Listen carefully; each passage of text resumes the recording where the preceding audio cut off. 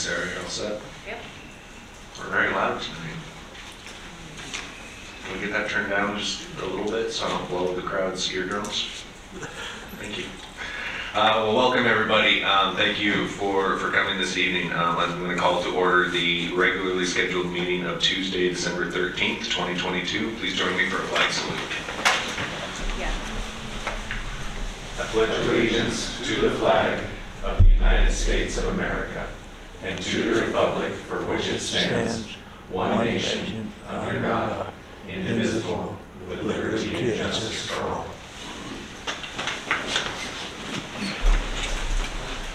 The Assembly of the City of Burroughs, Sitka would like to respectfully acknowledge the traditional First People of Sitka.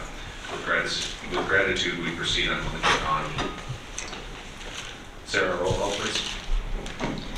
Mayor Eisenbeis, Present. Mr. Mosier, Here. Ms. Duncan, here, Mr. Yestad, Here. Mr. Christensen, Here. and Mr. Peck. Here. Are there any correspondence or agenda changes this evening? Seeing none, that'll bring us to special reports. Tonight we do have a scheduled special report from the Energy Transition Initiative Partnership Project from the participating National Energy Labs. Scott Elder, if you'd like to introduce our guests this evening, and then please, you have the floor.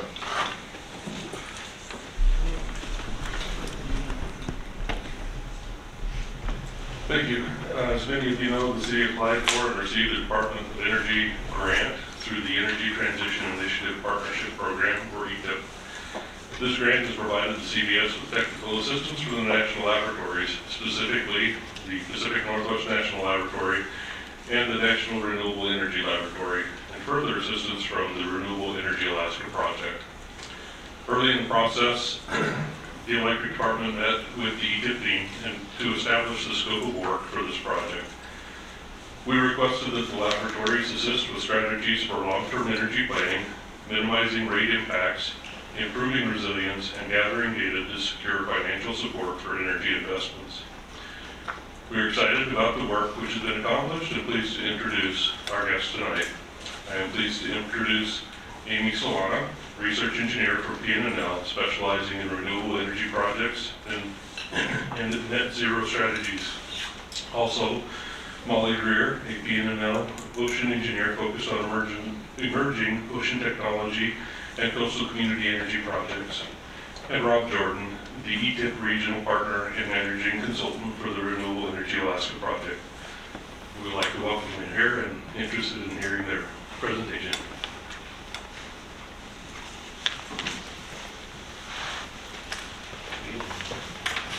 Good evening, welcome. And please. Hey. I'll let Amy get this presentation. All right. You want to go to the next slide? So, as Scott said, ETIP is a project that was stood up by the Department of Energy a couple of years ago. We try to help communities that are remote and islanded, interested in energy transitions or improving their energy resilience. And energy resilience can mean all sorts of different things, whether that's adapting to changing climate or better preparing for natural hazards. Each community has their own ideas about what they want to do, and we try to provide the technical assistance that they are most interested in. Next. Sitka was part of the first cohort of these projects. The first cohort had 11 communities, and the second cohort, which is just getting started now, has 12. This project is pretty cool because there's a whole lot of different communities and partners. You used to have us here from the national labs, but we also work with a bunch of different regional partners, like Rob at REAP, to sort of understand the local community context and better help the community with the projects that they're interested in. You can go to the next slide.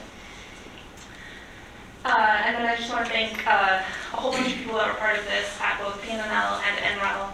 We have a whole bunch of technical experts that were supporting this project. We just have me and Amy here tonight, but we have a lot of other people helping us along the way. And now I'll pass it on to Amy. All right, thanks.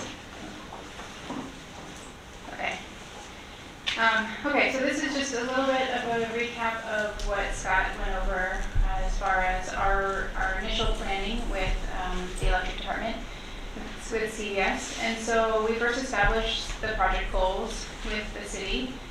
So they emphasized that they really wanted some long-term planning assistance from the national laboratories, and to develop, for us to help them develop a strategy to minimize rate impacts on customers as they grow and as energy generation needs increase in the future. So in addition to additional generation, they wanted to make sure that the considerations for energy resilience and minimizing climate impacts were taken into account, specifically avoiding future reliance on diesel, and making sure that the results of our assessment provided them the data to secure financing for these energy investments. So with those goals in mind, we developed a scope with them with three key aspects. First, generation planning. So we conducted a renewable energy assessment to look at what options there are for CVS. Secondly, microgrid planning. So if you're bringing on additional generation and the load is growing, you're going to need to take into account changes to the distribution and transmission that bring electricity to the region. And then finally, thinking about what are ways to optimize the resources for economic benefit. And so one idea that they had that we focused on was green energy production and export. So this slide has a lot of detail, but basically it walks you through the current situation for CVS. So the electric generation is currently basically 99 to 100% renewable already. It's a really clean grid. But looking forward, as load grows, more reliance will be needed on diesel. So currently hydro provides the majority of the generation, which is shown on that graph on the left in gray. And you can see that it meets the green line, which is the current load for CVS. And you can see a couple little spikes there shown in blue, and that's where diesel generation needed to be used to supplement the hydro at specific times. The yellow line right above the green shows the expected load in about 5 to 10 years. So this is with the new hospital coming online and electrification of the ports and the tourism industry. So these loads are known that they're going to be coming. The current resources exist to meet those loads, but again, trying to look forward and reduce that reliance on diesel was the purpose of this project. And looking even farther forward, as electrification continues with electric vehicles and homes and buildings switching from fossil fuel heating to heat pumps, you will eventually reach something along the lines of what's shown in blue at the very top. So that's a huge growth in load that really needs some planning now to address that when it's coming.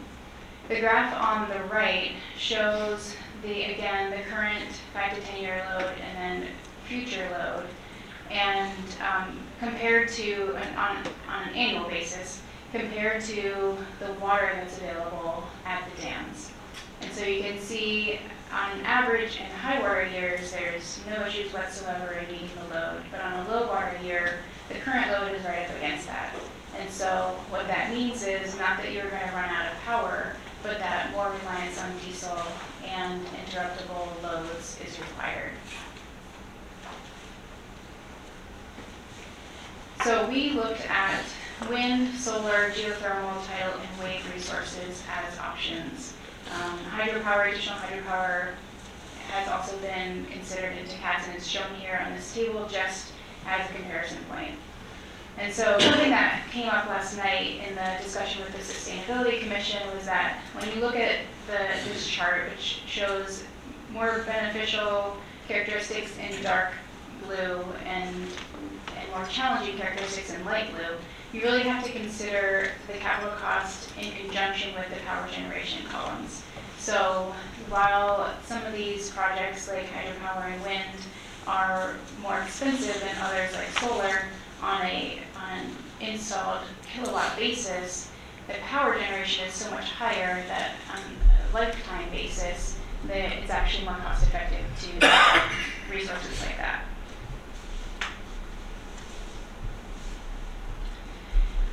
The wind resource is the strongest resource that there is available, is what we found. There were several locations that we assessed throughout this project, and Beaver Lake and Lucky Chance are the locations that are shown here to be the most favorable as far as wind production goes. Also with consideration for transmission and constructibility of those locations. So between those 4 turbines shown there, you could have up to about 24 megawatts of power. This wind project would take approximately 4 years to implement, or any of these. So it is kind of a more near-term option for Sitka. Solar PV is also a near-term option. Solar PV is pretty straightforward. It takes about a year to implement this technology, but the options here are a lot more limited. Really large rooftops that are south-facing are the best for solar development. And of course, the generation is made primarily in summertime, and currently your loads are in winter.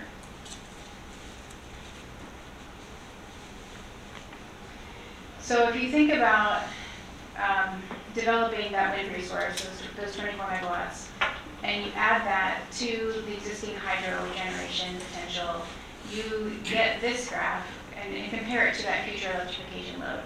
And so you can see it really helps supplement the hydro that's there and fill in the gaps. And there are still some gaps that are shown which will be filled by management of the hydro resource. We've been talking this week about several technologies that are already in place, and SICK is working with a third party already that is helping them better forecast their hydro resource so that they can reduce their spill over the dam and make sure it's used at a time when they know that more precipitation is coming. There are a few other options that could be looked at in the future. So geothermal at Goddard Hot Springs is one of them. So especially if there's going to be a load down on Bjorka Island that will need to be served by CBS, the transmission line would need to go right past Goddard. And so further investigation into this resource would be really beneficial. Currently, the resource has not been investigated since the 1980s. And then it was a very preliminary investigation, and what was found is that it looked promising, but really additional detailed investigation is needed to characterize the resource to understand what the capacity is and if it's really feasible. What that detailed assessment means is drilling a well to understand what the heat flow is below the surface. And then other resources are wave and tidal.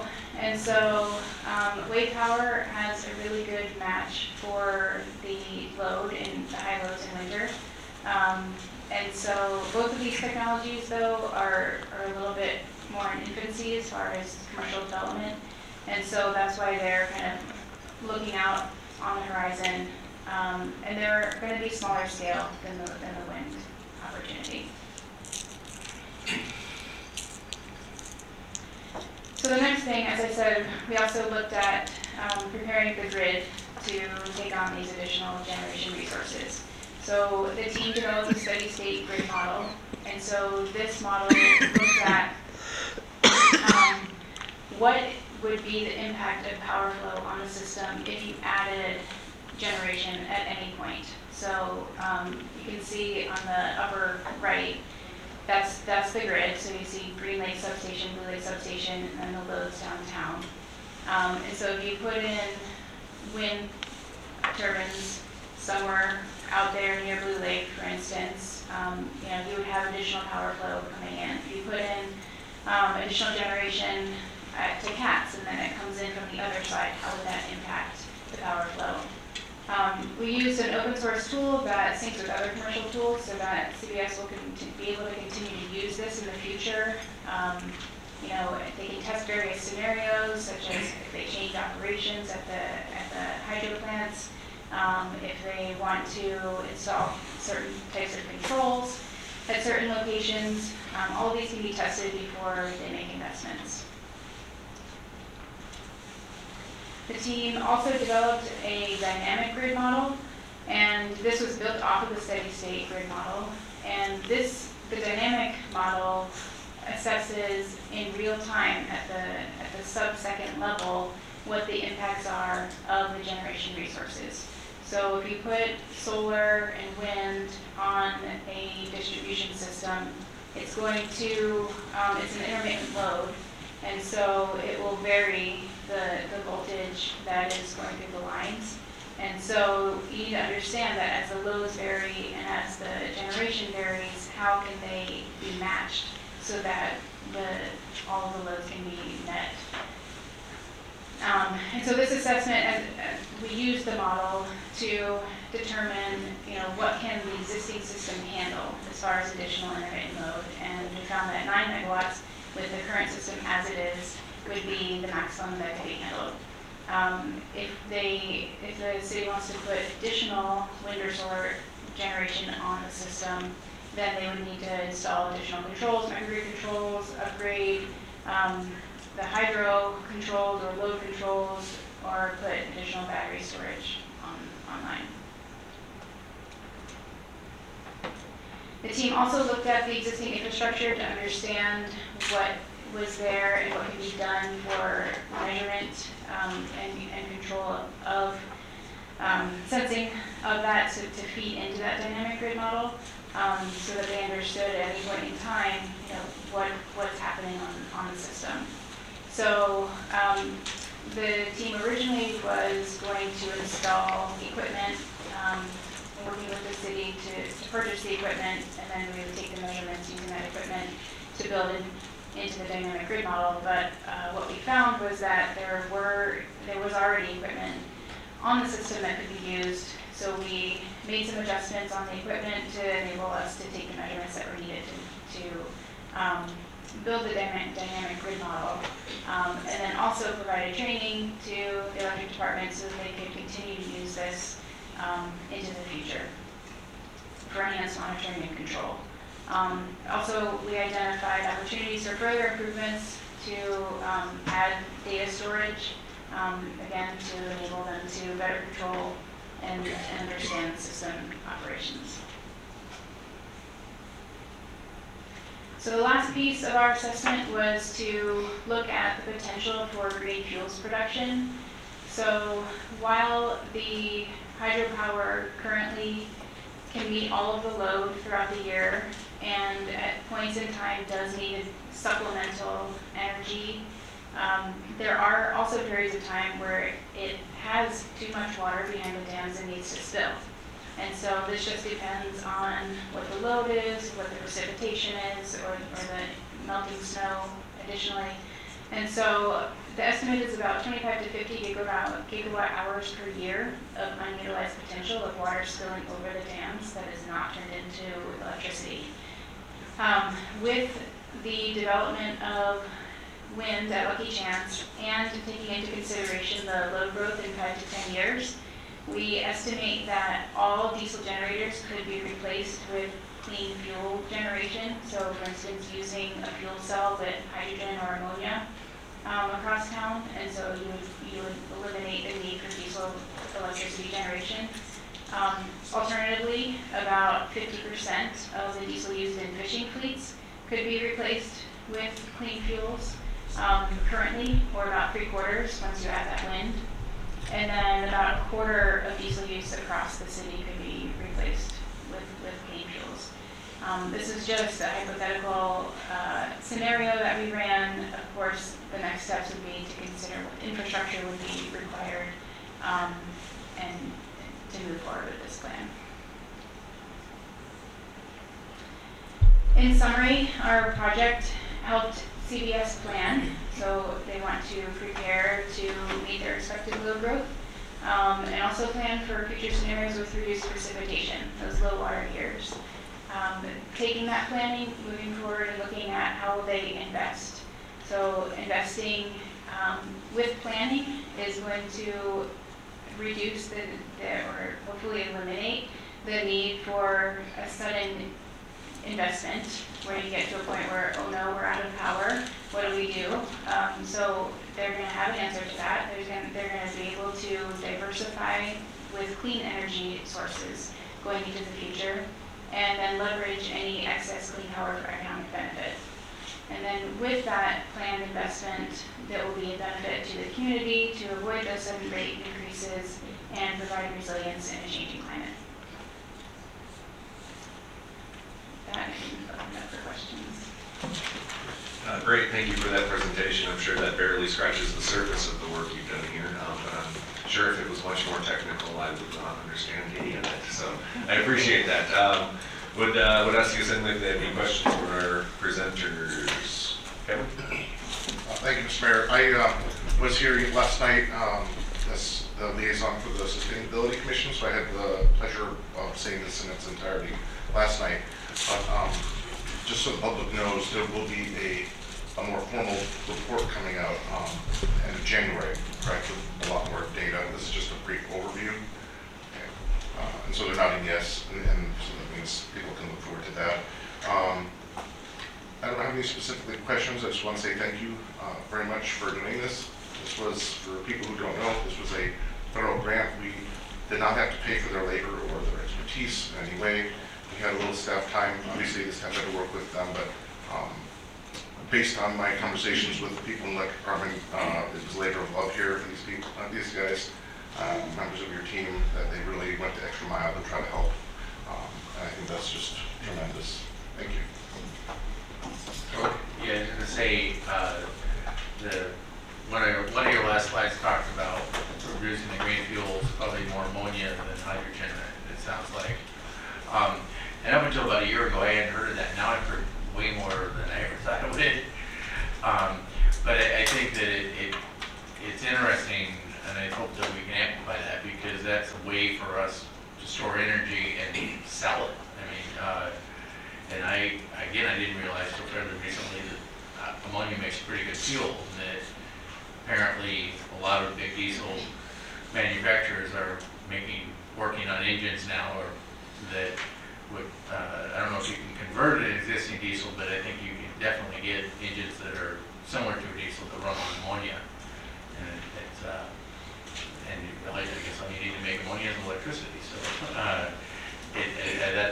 that excites me to see that the idea that we can kind of reach out beyond just the grid and then again help smooth out the peaks and valleys a bit. So thank you guys for looking into that. Chris? Yeah, I did have a couple questions on the wind generation. Your report says up to 24 megawatts. What's the scenario to be able to create that much energy? Was that 4 turbines? And what sort of winds are we looking at to be able to create that? Yeah, so that's assuming that it would be a 6 megawatt turbine in each of those 4 locations that were shown. The wind resource is really great. I don't recall specifically, are you looking for like wind speeds? Yeah, I guess. Like what sort of average wind speed do you need to be able to create that? I can get back to you. I don't know if you guys remember. I don't recall the exact wind speed, but NREL looked at it with P&L from a megawatt hours per year annual production, and availability, overall availability was 40% plus, which is an excellent wind resource, basically. So basically 40 to 50% of the time you can be looking at that. Producing that amount. Yeah. Okay. And then I do have another question, and I'm a little scared to ask it, but what are the cost estimates of one of these turbines right now? Because for me, it seems like one of the more feasible ways to go about it at the moment, but obviously cost is always a driving factor, so just out of curiosity. Yeah, so I will say that of the options shown, it is the most cost effective across the lifetime of those technologies. I'm thinking it was, again, the numbers are escaping me, We arrange, They are actually preparing that for deliverable, so when that comes out, I don't want to. Yeah, that's why I was a little scared. But as we receive that, now mind you, these are going to be engineering estimates, and locality here may be a little bit different because of staging, but we'll try to get an estimate out. yeah, the scope of what we're doing is to provide general, like, first look at costs, and then, moving forward, it'll be more specific. Yeah. Looking at the access roads and, Yeah, specific terrain. it's obviously a pretty big project. I do have to say, just like Tor, I'm extremely excited about the green energy possibilities for the future. 20 years ago, when I was still in high school, I did a report on hydrogen-powered cars, thinking of the true fuel of the future, and that was 20 years ago in a Mazda Miata, and it performed extremely well, so I'm waiting. Kristen? Yeah, mine also goes back to slide 15 about the greenfield production potential. And mine might be a little bit premature as well, because I was wondering, you had mentioned there are infrastructure outlays, and I was wondering what the approximate cost is start moving in that direction based off of the potential, but it sounds like that might still be being worked out. Is that correct? Yeah, we will have those numbers for you on that final report, but Perfect. don't have them on. Perfect, and just like Tor had mentioned, he said it was a year ago. For me, it was this slide presentation that kind of introduced me, so it's exciting to hear more about. Thank you for the presentation. I have just one question for myself, because I won't beat you up about costs and rates on wind farms, and if they're actually able to break even, that'll come out in your report. But I did notice there wasn't much about our dams and the potential future higher efficiency turbines that could come out. Is that even a blip on the radar at this point, or are we running about what we can get out of our turbines, so there's no need to look at kind of, I guess I'm asking because of existing infrastructure and rather than developing something. So the hydro was not in our scope, but I will say that I got some great tours today and yesterday of the dams and the powerhouses, and the new infrastructure and equipment that's at Blue Lake is really impressive. We talked about the flywheels that are on there that will be able to act as kind of a balancer of the power, and so it'll help absorb some of the excess energy and then using it in times of need. So I think what's there is it does not need to be improved upon.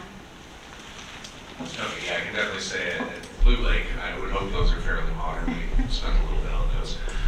But, Green Lake and then like the efficiencies that are coming up in the next 10 years, I don't know if that technology has reached its peak or, again, thank you much. There's nothing else from the assembly. Great, we appreciate your time, we appreciate your presentation, and all your work with our municipality to try and make us a better community in the future. Thank you.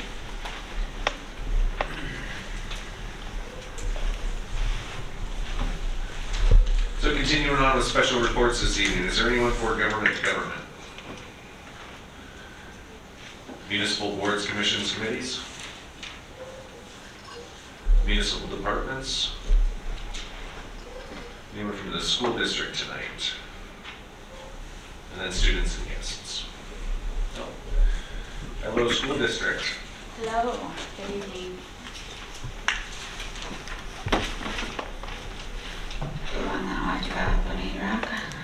Hi, I'm Blossom Till Olson, the school board president. I'm happy to be here this evening with you guys. Unfortunately, Mr. Hauser, our superintendent, is Freudian slip, is unavailable to be here with me tonight. I do want to report that the heat pumps were installed at Blatchley Middle School and are working well. We also have the Mitsubishi techs inspect the heat pumps at Sick High School and Pacific High School when they were in town, and they are operating properly. So thank you very much for your support when that problem arose. So moving on, The Sitka School District would like to thank Harry Green, the Maintenance and Operations Superintendent, and his crew for doing a great job keeping our streets plowed and sanded so our students and buses are able to get to school safely.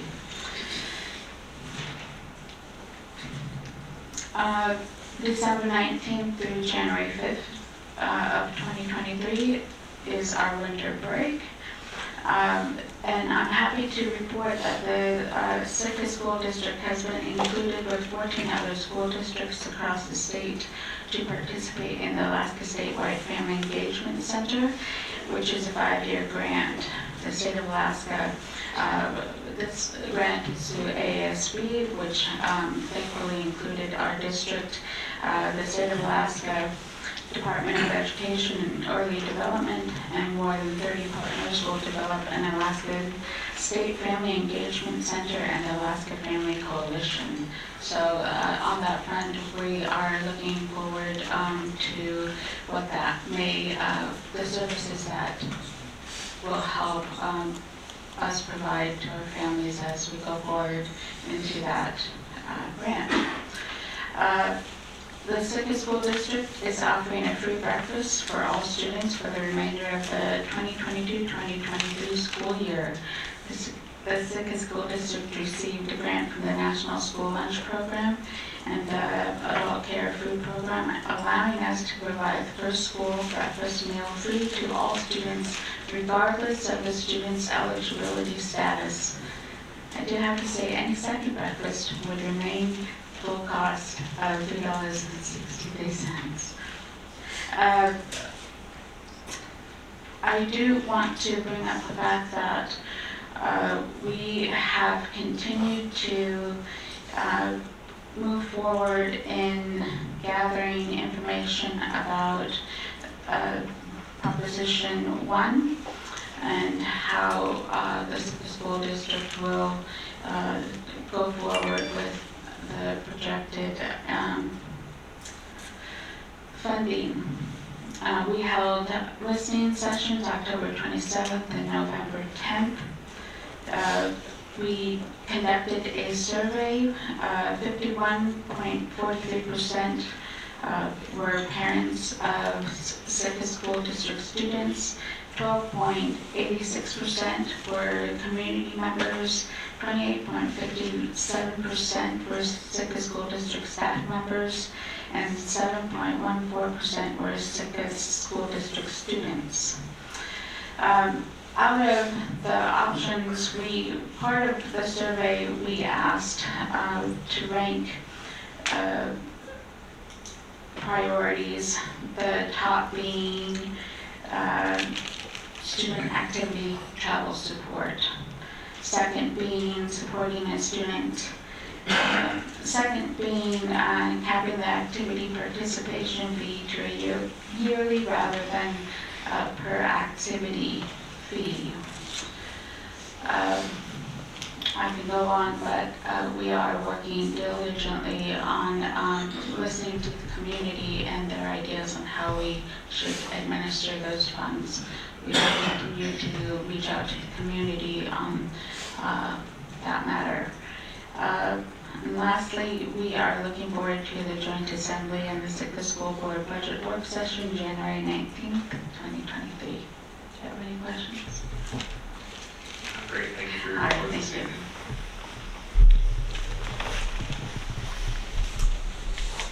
That'll bring us to persons to be heard. This is public participation for any item off of tonight's agenda, not to exceed 3 minutes for any individual.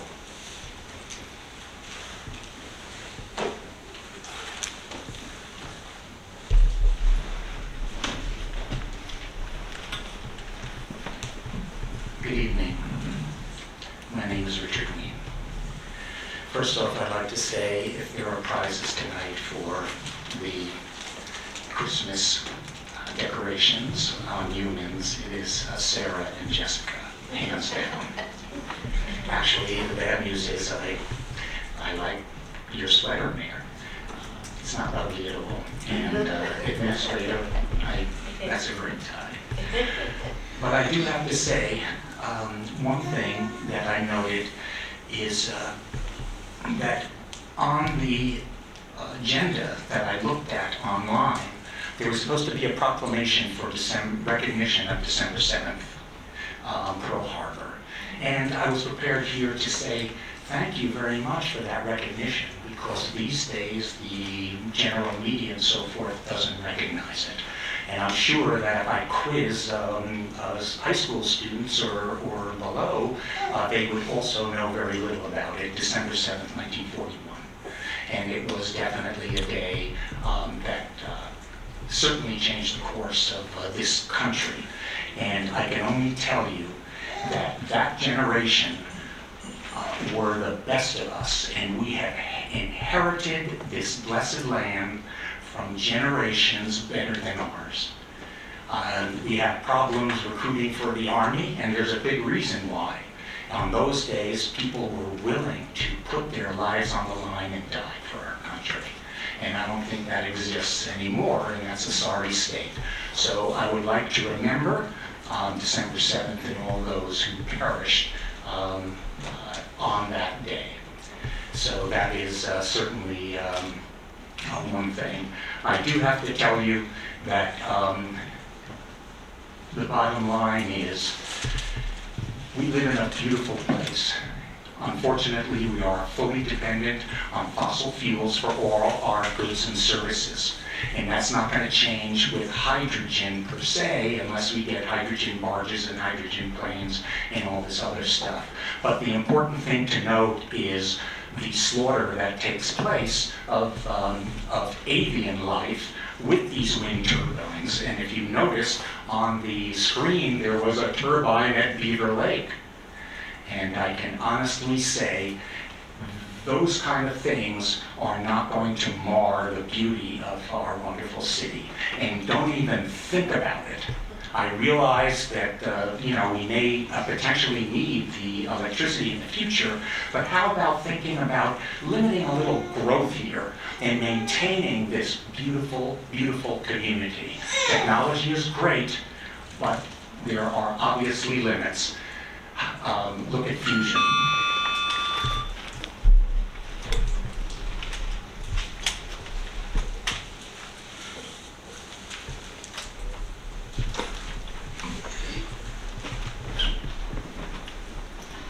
Valerie Nelson, Sitka resident, business owner, and taxpayer. I'm here because I've had several people say they're disappointed that I didn't make it on that side of the table, and I am telling everybody I'm happy I didn't. I can't imagine sitting on the same side of the table as somebody that advocated for me to be put to death. On the same way, some of you choose to block people that you don't agree with. You are all elected to represent all of us, and your emails should not ever be blocked to anybody. I've heard comments about people not getting back to them when they email staff or administration. I will say that the city clerk and the administrator, when I have issues, do return my calls and they return my emails. But I've stopped emailing any of you because nobody responded. Nobody except for the person that is sitting right there, that was Dave Miller. He's gone now, so I don't bother emailing any of you. And I would hope that you would put in Sitka General Code or codify somewhere that you can't block your constituents, no matter if they are blue, black, brown, or white, or they're Democrat or Republican. You should listen to all your constituents. Thank you. Is there anyone else for persons to be heard this evening?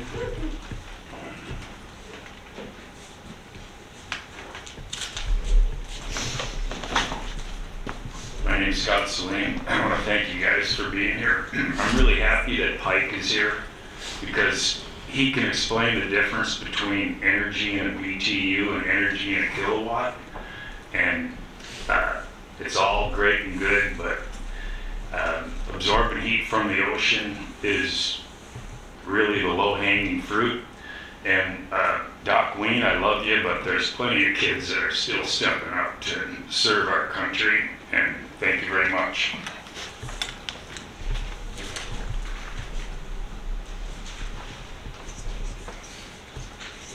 Anyone else for persons to be heard? Any item off of tonight's agenda? Seeing none, that'll bring us to consent agenda. No. It's on the There- agenda. Yeah, the wait, oh, it's on the, oh, I'm sorry. Forgive me. Seeing none, that'll bring us to consent agenda.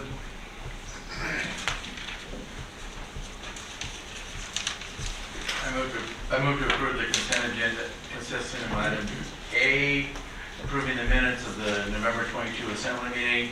Item B, approving liquor licenses for the Almarine Tours, Pioneer Bar, and the Channel Club. And item C, approve the acting administrator list for 2023. Second. It's been moved and seconded to approve the consent agenda. Is there any public comment? Sarah, on the consent agenda? On a motion to approve the consent agenda consisting of items A, B, and C. Mayor Eisenbach, Yes. Mr. Christensen, Yes. Mr. Yestad, Yes. Mr. Mosier, Yes. Ms. Duncan, Yes. and Mr. Pike. Yes. The motion passes 6-0. Bring us to board, commission, and committee appointments, item D. I move to reappoint Dave Gordon to a 3-year term on the Port and Harbors Commission. Second. It's been moved and seconded to reappoint Dave Gordon. Is there any public comment?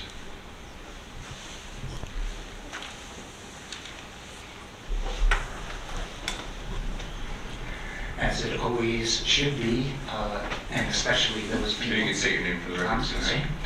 My name is not David Gordon. It is Richard Weed. One thing that's always important to do is to thank those people who step up to boards and commissions. And Dave Gordon is a reappointment, so he gets triple kudo points for that. He is a gentleman, a scholar, a pilot, and just very knowledgeable about what he does and has been doing it for a very long time. So thank you, Mr. Gordon, for stepping up for that.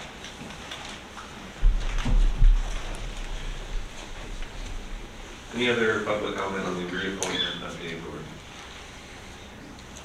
Assembly deliberation? Sarah? On a motion to reappoint Mr. Gordon, Ms. Duncan, Yes. Mr. Pike, Yes. Mr. Yestad, Yes. Mayor Eisenbach, Yes. Mr. Mosier, Yes. and Mr. Christensen. Yes. The motion passes 6-0 on item D. Thank you. I suspect the next item to take quite a while, so if we could take a 5-minute break before we get to that item, and then when you're ready, please proceed.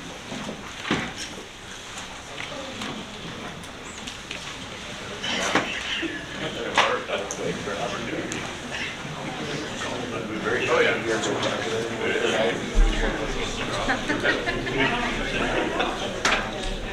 Yeah, that's the one. Assembly is seated. I think most everybody is here to talk to this next item. So without further ado, that would bring us to item E, please.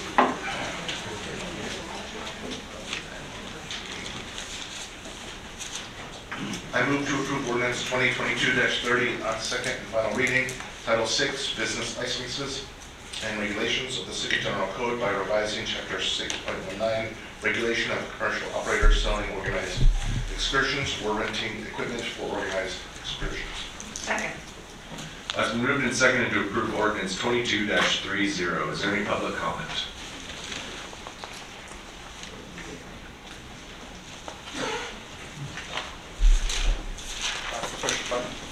How do you do on the very bottom? Yes, so there's a red light. Okay.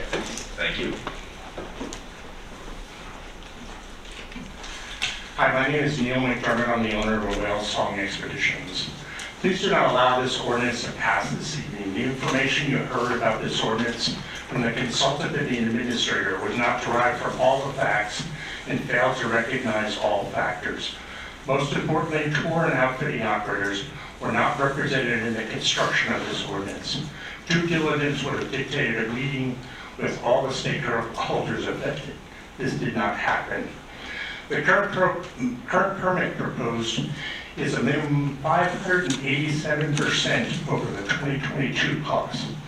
If a cost of living had been increased over the past 20 years, the fee that was $400 in '22 would only be $726, not $2,750.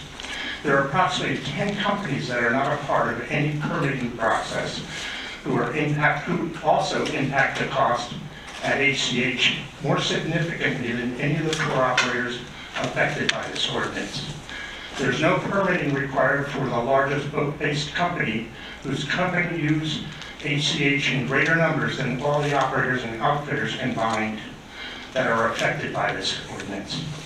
There are other operators who are not subject to the same, are not subject to the same liability insurance costs as those affected by this ordinance. The formula you were told that was used to determine the minimum bid amount used 150 cruise ship operating days. The reality is in '23 there are only 136. Viable tour days are not accounted for. A tour day is only viable to sell when there's a substantial consumer base. When only small ships and or ships on which excursions are included in the cost of the passengers' fares, operators don't even bother trying to sell here at HCH. In eliminating these days, the number of viable selling days is reduced to just 94 days per year, 60% lower than what you were told. Weather was not considered in determining operational days for boat-based tours, as cancellations on inclement weather days plus cruise ship passengers often wait to book their excursions in destination with less than ideal weather. The passengers are significantly less willing to purchase boat-based excursions. Conservatively, this eliminates another 5 days. This total is now reduced to 89 cruise ship days for the '23 season, 69% lower than the 150 you were presented. I implore you to vote no until this ordinance considers all the factors and gives all the stakeholders a voice in its development. Please do it right the first time, or at least the best we can do in the beginning. Thank you.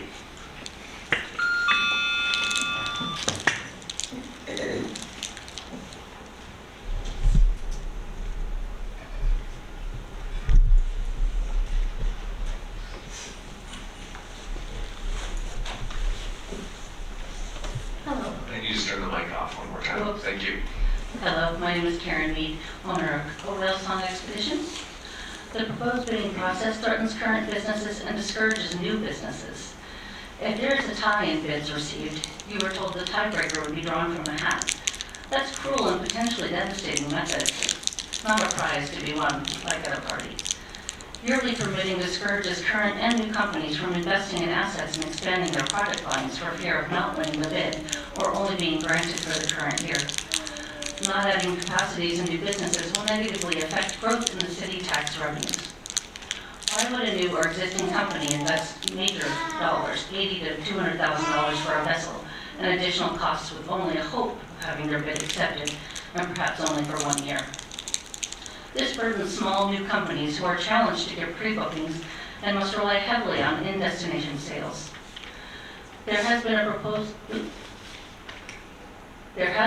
proposal for cruise ship passengers to be dropped off at different locations other than HCH. If this happens, these spaces will have little or no value to any tour operators. These changes come on the heels of the pandemic with 0 cruise ship passengers in 2020 and a little bit over 35,000 passengers in 21.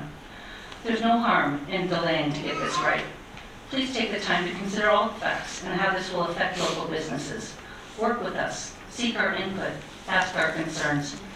Most importantly, make this the right plan that serves the needs of the city, small businesses, and a strategy to make Sitka our visitors' favorite Alaska destination. I implore you to vote no until this ordinance considers all the factors and gives all the stakeholders a voice in its development. Please do it right the first time, or at least the best we can in the beginning.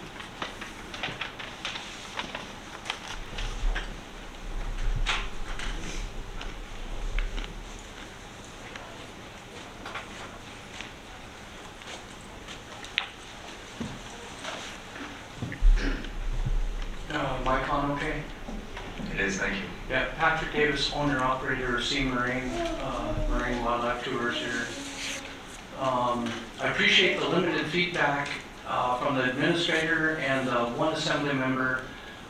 Encourage more thoughtful discussion on this before changes are made to the current system. I urge this assembly to not allow this ordinance 22-30 to pass in its present form. The information presented to you by the consultant was not based on factual representation. The truly viable operating days suggested by the consultant are much less than the number presented to the assembly. The current permitted tour operators at HCH know firsthand as we interact with these visitors disembarking from the ships. There are approximately 10 selling squares on the front side of this building and 10 additional squares available on the east side that can accommodate any new business startup. These squares should only be designated for locally owned and operated businesses. The 587% increase at a minimum bid is not acceptable to the small number of permitted operators. And this is an unjust process to the current permitted operators. This increase was presented to the assembly to offset the cost being put on HCH by increased cruise ship travelers. There are at least 10 additional unpermitted tour operators conducting business with the same cruise ship travelers using HCH in the same manner. If the locals of the city of Sitka are expected to accommodate this increased cruise ship passenger, then the city should be finding ways to either increase the head tax or a day use fee at HCH and not put this burden on the people that live here. Apparently, the sole desire here is to maximize profits over the value of the citizens by hiring a consultant to best do that and sell Sitka out. By sticking with the current proposed structure, that I guess that's this assembly's goal. With the bidding system, you are opening the door and inviting big business to set up shop. With a bidding system in place, it will provide an avenue for the market to be taken from the locals. The permit should continue to be a set fee for the 10 squares out front and at a reduced set fee for the 10 additional squares available.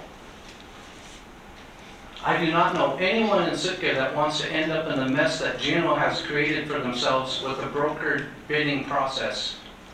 Thank you.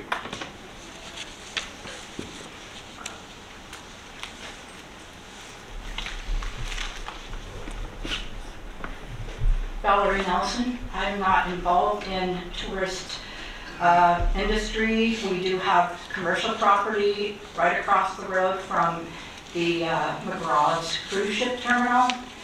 I'm here to urge you to vote no, even though I believe that most of you have your minds made up after watching the last assembly meeting, which was difficult to watch because it's no longer on TV and I have to watch it on the internet and the volume kept cutting out. But the unintended consequences will be that you will drive small businesses away. You'll drive them out the road. I've already had people approach me to put their places in one of my commercial buildings, and I just think you need to be more cautious than just taking a report from a consultant that wants to make us like Skagway, Ketchikan, and Juneau. And I don't know if you guys or you, Crystal, have gone there in the off-season when everything is boarded up and everything is shut down. We need to be very careful, and I talked to somebody today that doesn't live in Southeast, and they said, I explained to them what was going on about the increases and whatnot, and they said, you should be paying those people for putting those business services out there. Those people pay you sales tax. Some of those people have invested their lives building their businesses, and now you're changing the platform for them and driving them away. And if you drive them all out of town, then our local merchants that, I'm sorry, I'm nervous, I hate talking to you guys because I feel like it's a waste of time. But you just got to be careful about what you're doing, and you can't just ramrod ahead. And it sounds like people are saying all the time that you don't return their calls, you don't return their emails. Please, listen to the public, and don't make us a Skagway or a Ketchikan or a Juneau. Thank you.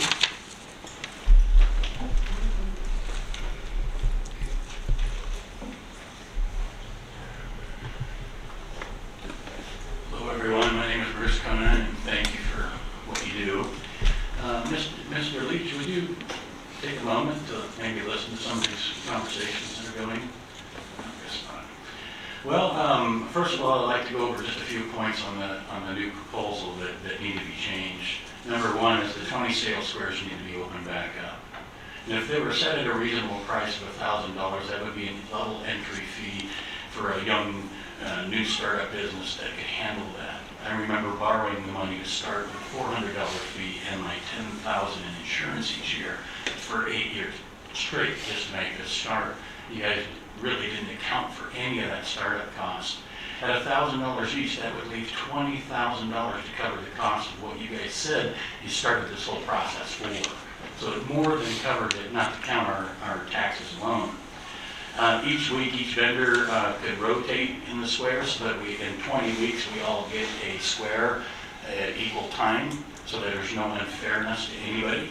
And if anybody leaves their square because they're not operating that day or they're done operating for the day, they would move over to a less desirable square and allow that least desirable square occupant to move into the front space, which really is cooperating and helping everybody love each other down there, which is what we've been building.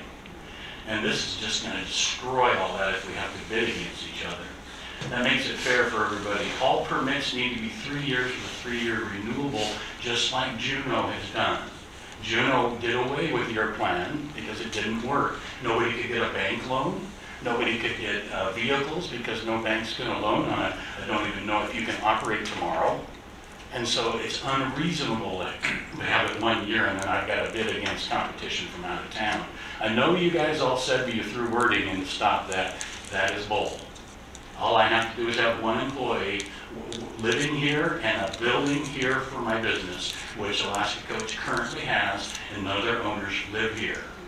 So they can bid next year under your proposal, which is truly unfair when they've got massive dollars backing them up. They can afford to run at a loss for 5 years and take us all out. Then you will have nothing but brokers instead of vendors that actually live here. If the bidding price, if you do force the bidding on us, I call it the bribe, but if you're going to force the bidding on us, it needs to be an open cry bidding so I can look you in the eyes as you're doing it. I want to know who you are and that the public can show up there. Now, we could make it fun. If the public shows up, this bidding, whatever I bid, I would like to be able to donate that to the charity of my choice. That way I know my money is going to good sources instead of just randomly buying stuff for city employees or whatever. And it would be just nice to have it go to something that I'm going to do. Thank you for your comments, sir, in fairness to everybody.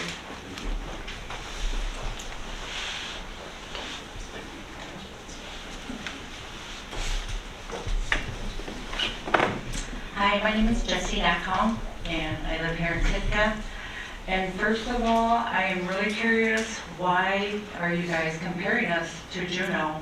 Juneau has 5 to 7 ships a day. We don't get that, 5 to 7 days a week. We don't get that. We can't make what they make. They have huge ships. We don't. And I don't think it's fair. I think you should let the locals, if you're doing this bidding spot, to get grandfather rights in for them before the out-of-state people come in. I don't think it's fair that they come in and push us out. I don't understand why you're comparing us to Juneau when they have way more business than we do. And I feel sorry for Petersburg, Ketchikan, whoever made them do the same thing for what they're doing, what is going on now. Thank you.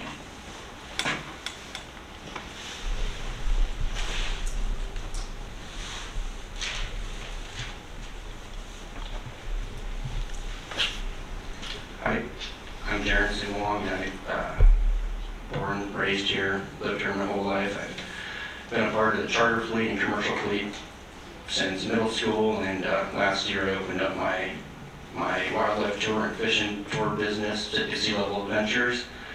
A major part of my success last summer was the ability to sell my tours outside of Centennial Hall. I'd say probably half of my trips came from standing out there holding the sign. This is my community. I was born here, I was raised here, and I want to support my community and run a business here. A closed bidding system would likely end my business. It would also likely end anyone's motivation to start a business here. Last season, there's so many days where, after the first 3, 4, 5 shuttles came in, everyone's tour was sold out. So I think that's just more reason to open up all 20 squares, and will be an increase of tax for the city. It'll encourage more businesses to start. I think this bidding is a big negative. At the very least, make it an outcry bid and know who's bidding what.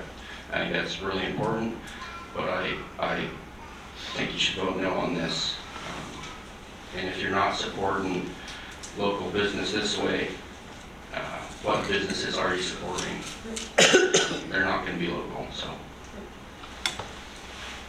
Please make this solicitation spots a set fee and consider open more spots as your source of additional revenue and to encourage local business and our community. So, thank you.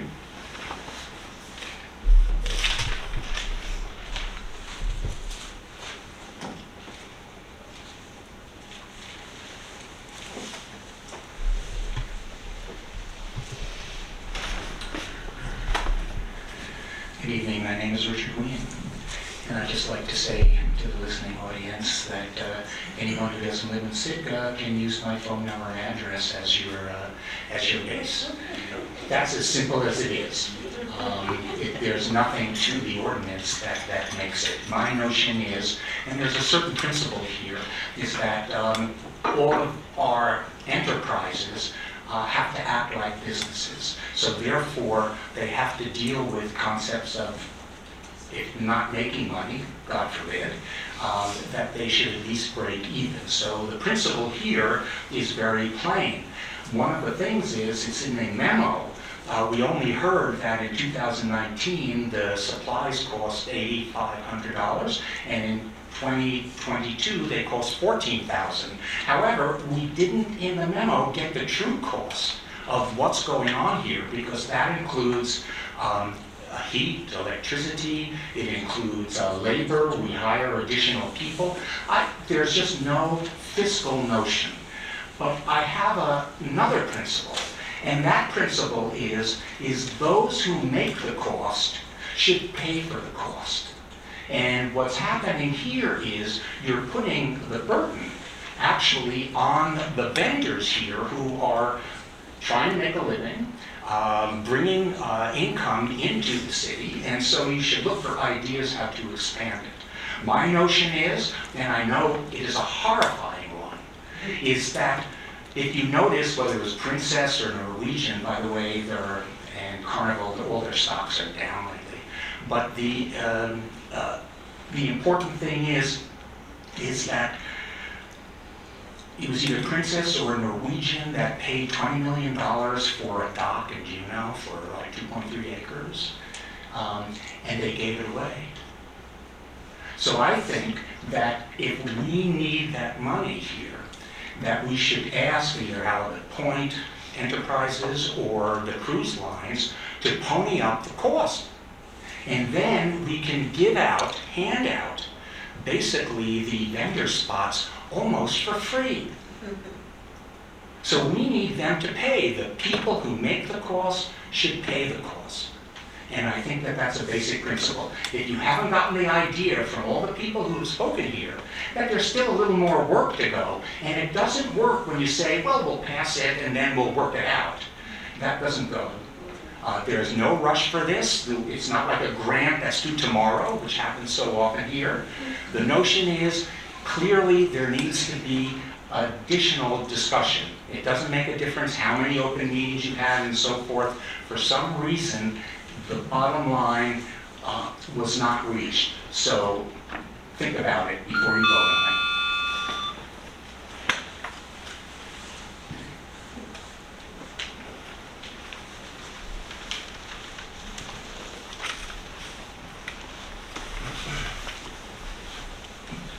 Good evening, I'm Brody Sumuang. I've been a lifelong resident here, born and raised for nearly 30 years.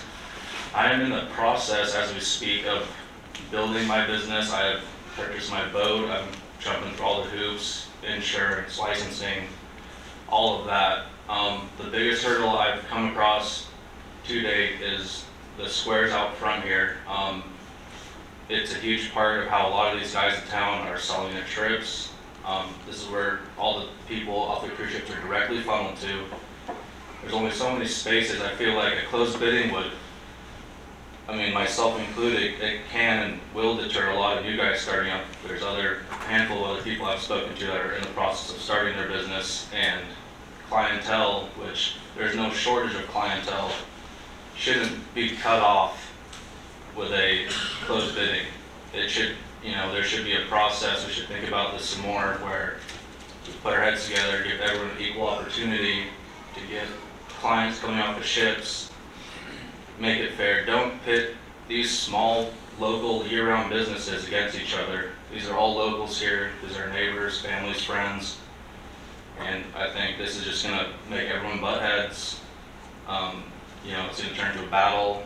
It's gonna turn to bigger business coming in and getting a leg up on everyone. And that's, I think, the last thing we want to do for these small, personalized businesses here in town that locals are running.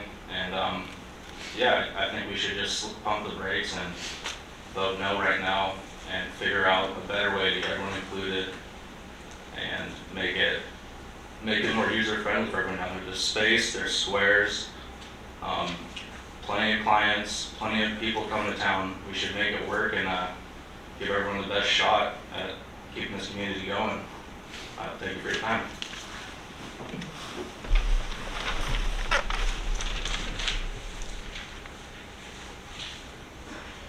Is there anyone else on ordinance 22-30?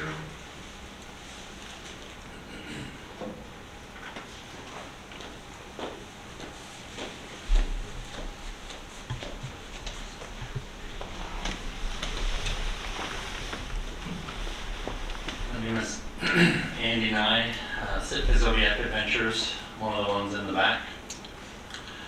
I hope you're listening to everyone that's come up here tonight. The main thing is the people here in town. All right, this is a great town with a lot of great people, and we have an opportunity to take care of the guests that come to town and keep Sitka great. If you've traveled around to some of the other towns, they're a little bit different. But Sitka is still a special little town. And I don't know if you guys have come and spent much time out front. I haven't seen many of you out front hanging out with us while we're selling, but I just had the thought, it's like friends out front. We help each other out. We're taking care of each other out there. Okay, we're looking out for each other. It's a very Sitka-based community. All right, we're selling for each other, helping each other. Somebody has to run over there. Hey, I'm looking for this store. Oh, so-and-so just had to run. I know they'll be back. I know they had a couple more spots. Hang out. I know that they'll take you out. Stuff like that. You pit us against each other with this closed bid. Now we're all trying to outbid each other. There's only going to be 10 spots out there. Last year there were 13 or 14 people. So you're automatically going to cut 3 people out. You're talking about starting new businesses. I know I heard Mr. Leach talking about that in the last meeting and watching that. Starting new businesses. Well, you're already going to cut 3 or 4 off. And tell some of these other, like Brody, I just heard, you're going to tell him, nope. It's going to be really hard because there's already 13 or 14 guys. We're putting barriers up for this business. The main thing here is I don't think we're quite ready for this. I don't think this is ready. So what I'm asking you is please don't vote this tonight. We're not in a rush. The tourists are still coming. We've got a great product here. We've got a great opportunity. We're making great tours for these guys, bringing them in, taking them out, doing a great job, showing them Sitka. Just like was said, this isn't a grant. This isn't something that needs to be done tonight. Let's work on this. Let's hash this out. Let's get this figured out. Let's take care of it. We don't want it to become commercial like everywhere else. We don't want to ruin what we've got. We don't want to turn Sitka into some of these other towns. And not to put them down, but Sitka is a special place. And I think this is the first step in turning it into those other places. Don't ruin the friends out front, because we like each other. We like working together, all right? Seriously. So work on this a little bit longer, don't pass it. Just the last little thing, Sure, the price has been low for a lot of years, but we're looking for me to be in the back, being moved into the back where I'm at. I lost my exposure from the side, so now I need a spot in front. With a spot in back and a spot in front with minimum bids, my rate just went up over 1,500% overnight. If I was in Brody's spot year one, I could not do it. I'm not sure I can even do it this year. Let's not do this yet, guys. You're gonna kill business.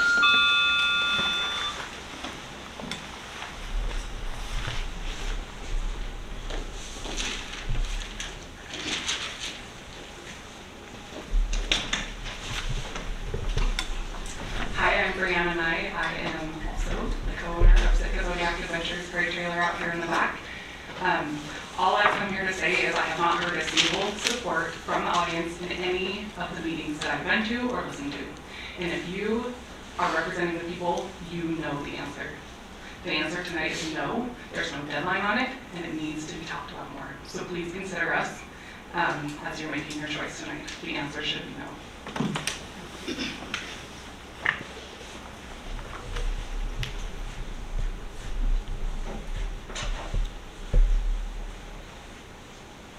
Anybody else for item 22-30? Seeing none, we'll bring it back to the assembly for deliberation. John?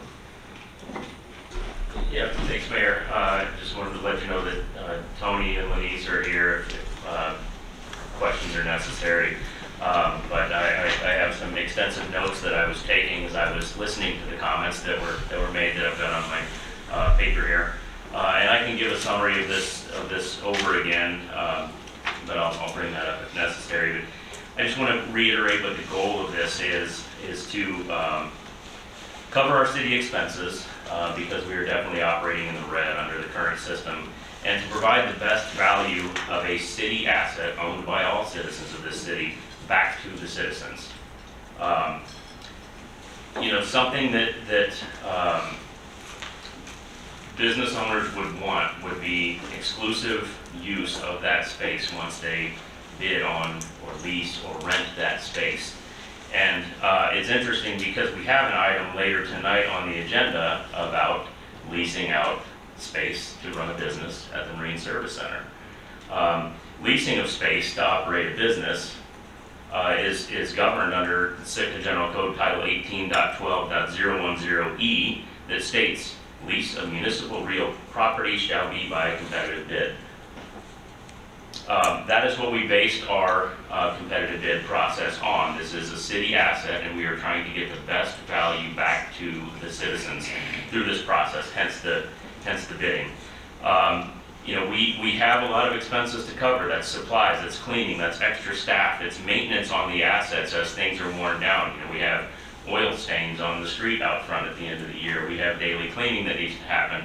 We have staff that goes out there and helps direct people as appropriately, tell how to line up for buses. And of course, we can mention the bathrooms again if necessary. So again, this process is to stay in alignment with code to help that business by allowing them exclusive access to that space, but also getting the best value back for the citizen and for the city. Thanks.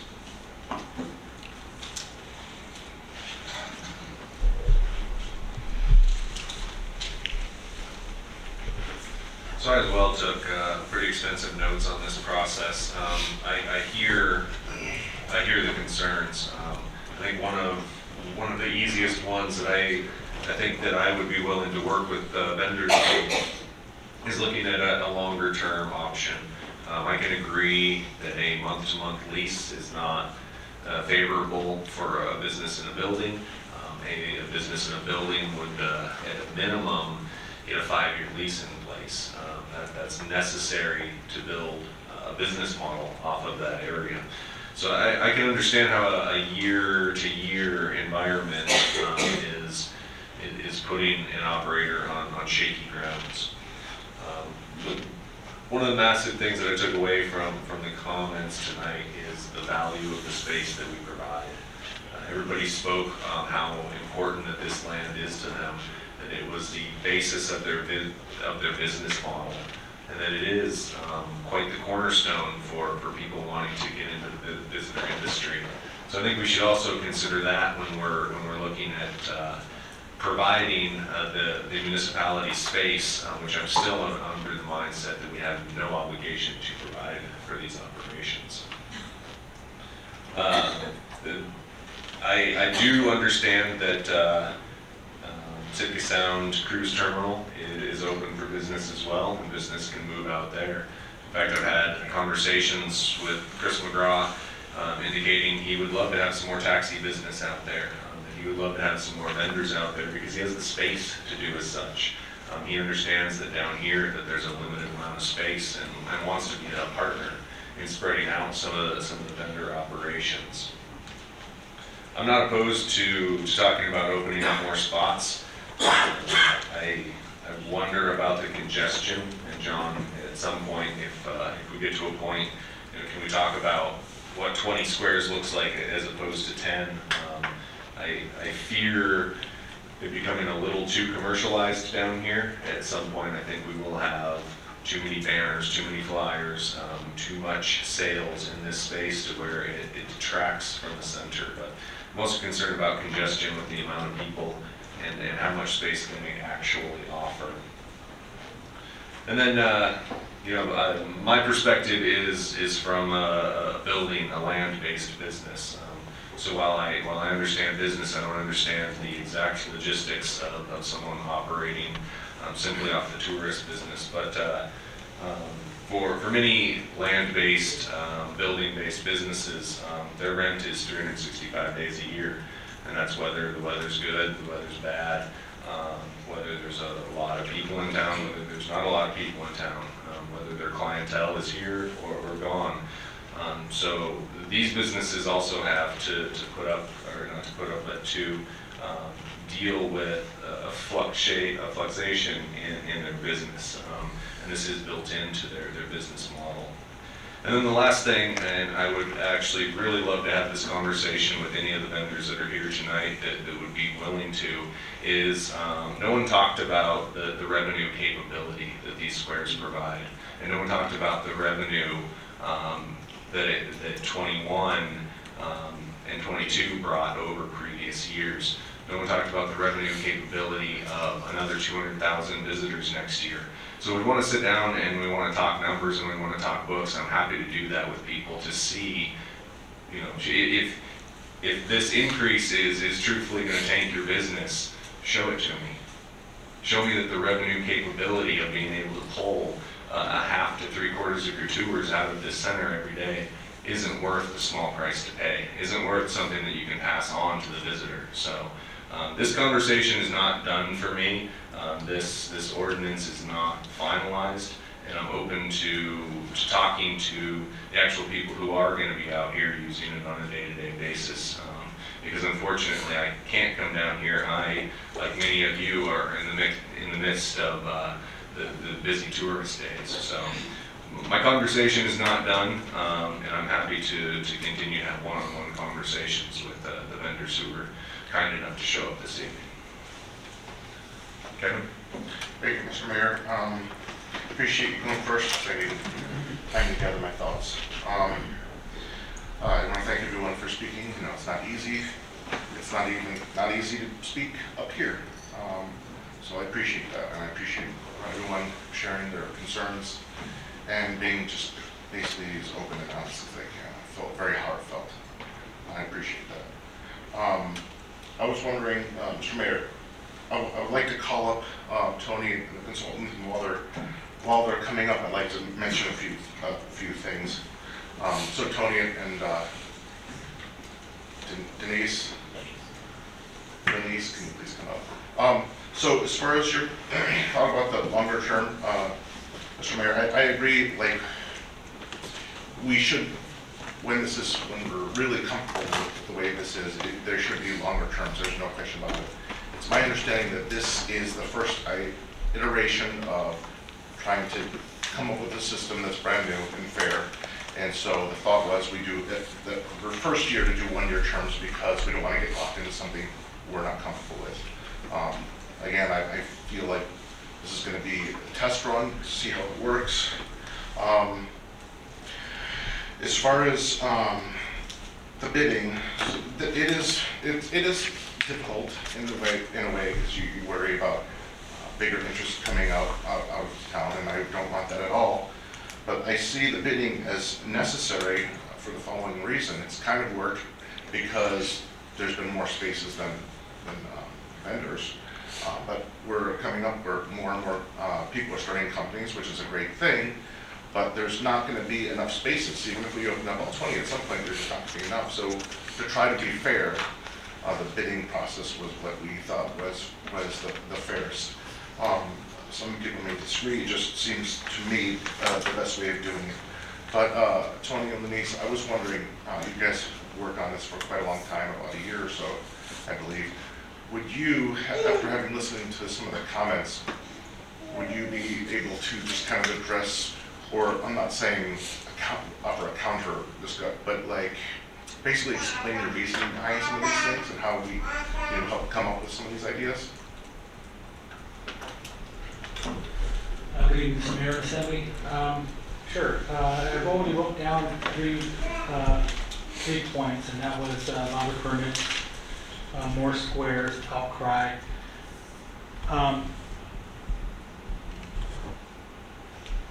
There's a certain amount of space that is available outside.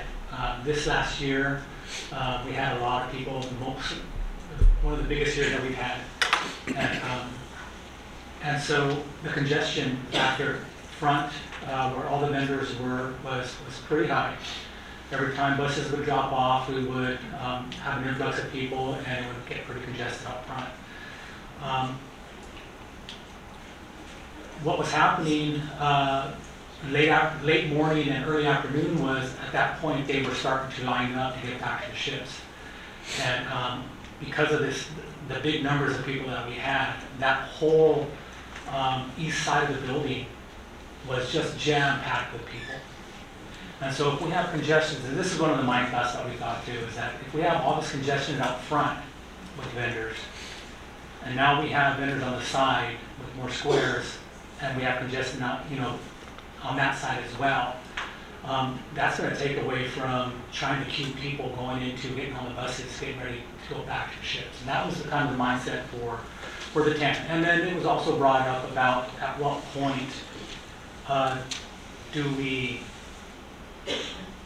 say that enough is enough as far as how many squares and what it does to the building and what it does to congestion and what is enough. So that was one of the things that we had considered when we were trying to develop this stuff.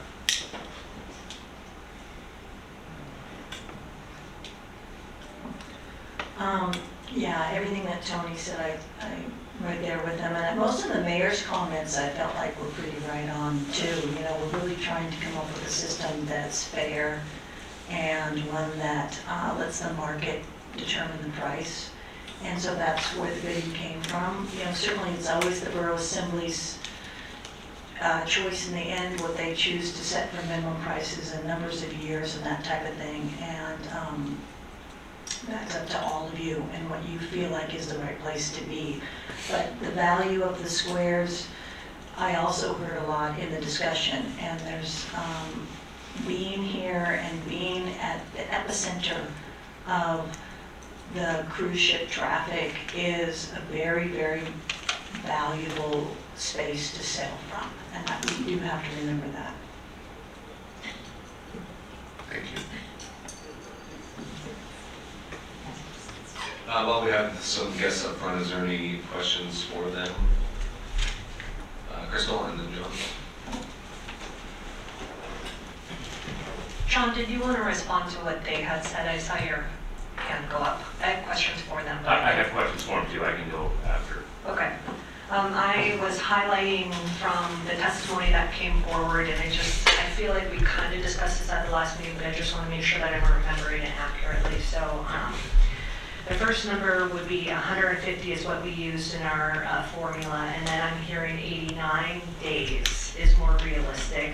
My question is, the amounts that we had suggested are businesses able to break even and still revenue generate even if it was that 89 as opposed to the 150? Do you have a break even for that? That wasn't my equation. The equation that I did was based on daily revenue. I didn't do the days of the sales and things. That was in my math. Okay. Can you go through your formula again? I wrote it down last time, but I don't have that paperwork. Yeah, basically during the working meeting, the $2,500 minimum price was suggested. And so my math was just trying to figure out whether this seemed reasonable. And so the only math that I presented was based on a $50 tour price times 9 passengers, which is $450. If you have 4 vans, that's $1,800. 2 departures a day is $3,600. So what my math was just looking at what maybe a daily sales day would look like compared to the minimum permit price that was suggested, and really trying to figure out whether that was reasonable, and that seemed reasonable to me in that comparison, and that was my math equation. Another question that I kind of highlighted, we had discussed, so we did a lot of planning with regards to this last summer because we were anticipating a large number of tourists who would be visiting us. And so there was a discussion about whether or not there should be a primary drop-off point. Somebody did bring up a good point. What if we move and start dropping off or dispersing passengers elsewhere? Is that in the cards for this upcoming season, or is this going to be the main hub where the most traffic is coming through? As of right now, this is the main hub. Other parts of the city, other parts of city sites, it's not covered in what we did. When we were tasked to rewrite all the permits, we were tasked to rewrite all the permits for Aragon Centennial Hall, Crescent Harbor, and this area here. And it was referenced a larger company and the potential to kind of take over those slots. Can you remind me, they can have a slot in the back and they can have a slot in the front, but can they have the majority of the slots if they're a large company who wants to operate and kind of run small business out of town? Right now, people can bid on 1 slot in the back and 1 slot in the front. Okay. And then we keep hearing Juneau Ketchikan Skagway. It makes sense that we would use those as a reference point. But we also had a meeting where you kind of introduced your plan. You heard feedback from us. You also heard public input at that meeting. Did that factor into the revisions that you made before you brought it forward to the last meeting and then the second reading? Absolutely. You know, the early research on what other communities have done was just a baseline to see what was going on out there, but that was really dropped very early on. I mean, I'm local, I live here, we all live here. I mean, this was a really Sitka local community-based process, and very little discussion was made about those other communities after the initial research was done. I don't see that as a factor, really. Okay. And then with regards to the 3-year permits, I know that we discussed that because we wanted to minimize barriers to entry, and there's a trade-off between that. So if we issue 3-year permits with the spots that we have available, new businesses that were intrigued or motivated based off of this last season, they would kind of be shut out for a period of time as opposed to 1 year. So I think that's why we, after discussion, decided to go with that 1 year. We were open to 3 years though too, but I guess it's almost like we're trying to put something in place this season. So just like last summer with the influx of tourism, we can make amendments to that and we can improve that and ensure that we were generating revenue for the city, but also small businesses. So I appreciate the discussion. This was lengthy. It was a lot to chew on. I appreciate the work that was put into it, as well as the feedback that we got from people who are actually operating businesses. It's a lot to think about, and I definitely was here too. I hope it wasn't rude that I was also looking down and taking notes because it was important. And I wanted to make sure if there are outstanding questions that we asked those tonight. So I have a lot of highlights. I'm going to make sure that I didn't miss anything, but I think that's it for now. Gentlemen, please. Thank you. Tony, this is probably a question for you. Under the current system, not on this ordinance, under the current system, to get a space either in the front or in the back, is there a residency requirement on that, similar to what we're putting in this new one, or is it just first come, first served? It was first come, first served. Okay, so I know some of the argument has been brought up that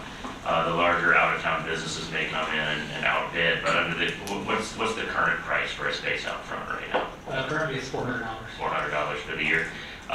So is there anything preventing one of those larger businesses right now from coming in first day of opening and paying the $400 and taking the space? No, not at all. Okay, thank you. There was no reason for them to come before. Is, Tor, do you have questions for any other questions for our guests? Chris?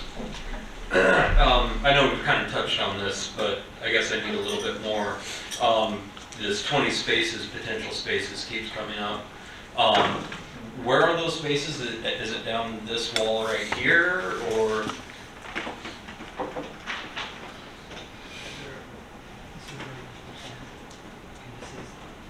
Oh, okay, this is that. Okay.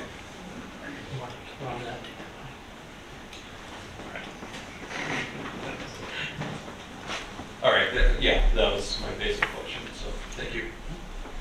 Yeah, I as well looked for my map from the last meeting and don't have it with me, so. Thank you for answering the Assembly's questions this evening. If we have further, we'll call you up. Thank you.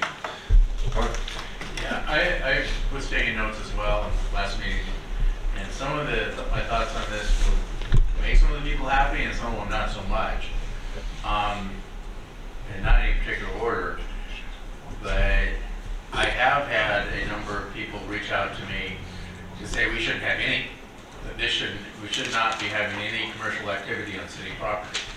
And and so understand that that's also what we're up against as well. I mean, there's a significant group of people that don't want us to hit, anything on here.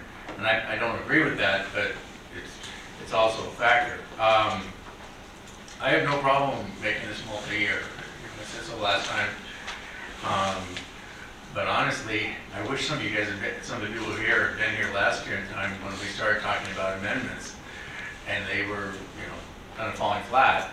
But I think that having a call-out style auction, which I'm not sure would be a major change, because it's still just an auction, it's just the type of auction.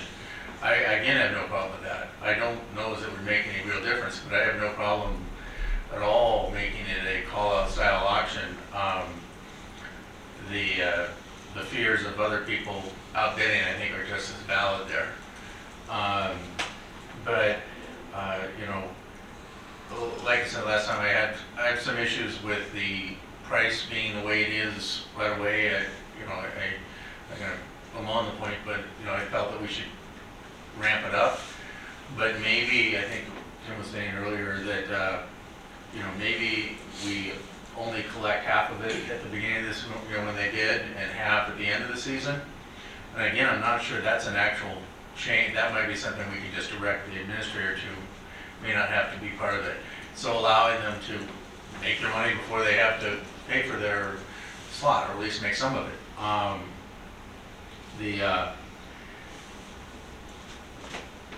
At the end of the day, though, one of the things that convinced me 2 weeks ago was that if I decided I wanted to put a business on Lincoln Street and I could rent street front property and run my business for $2,500 for the entire season, that's a pretty good deal.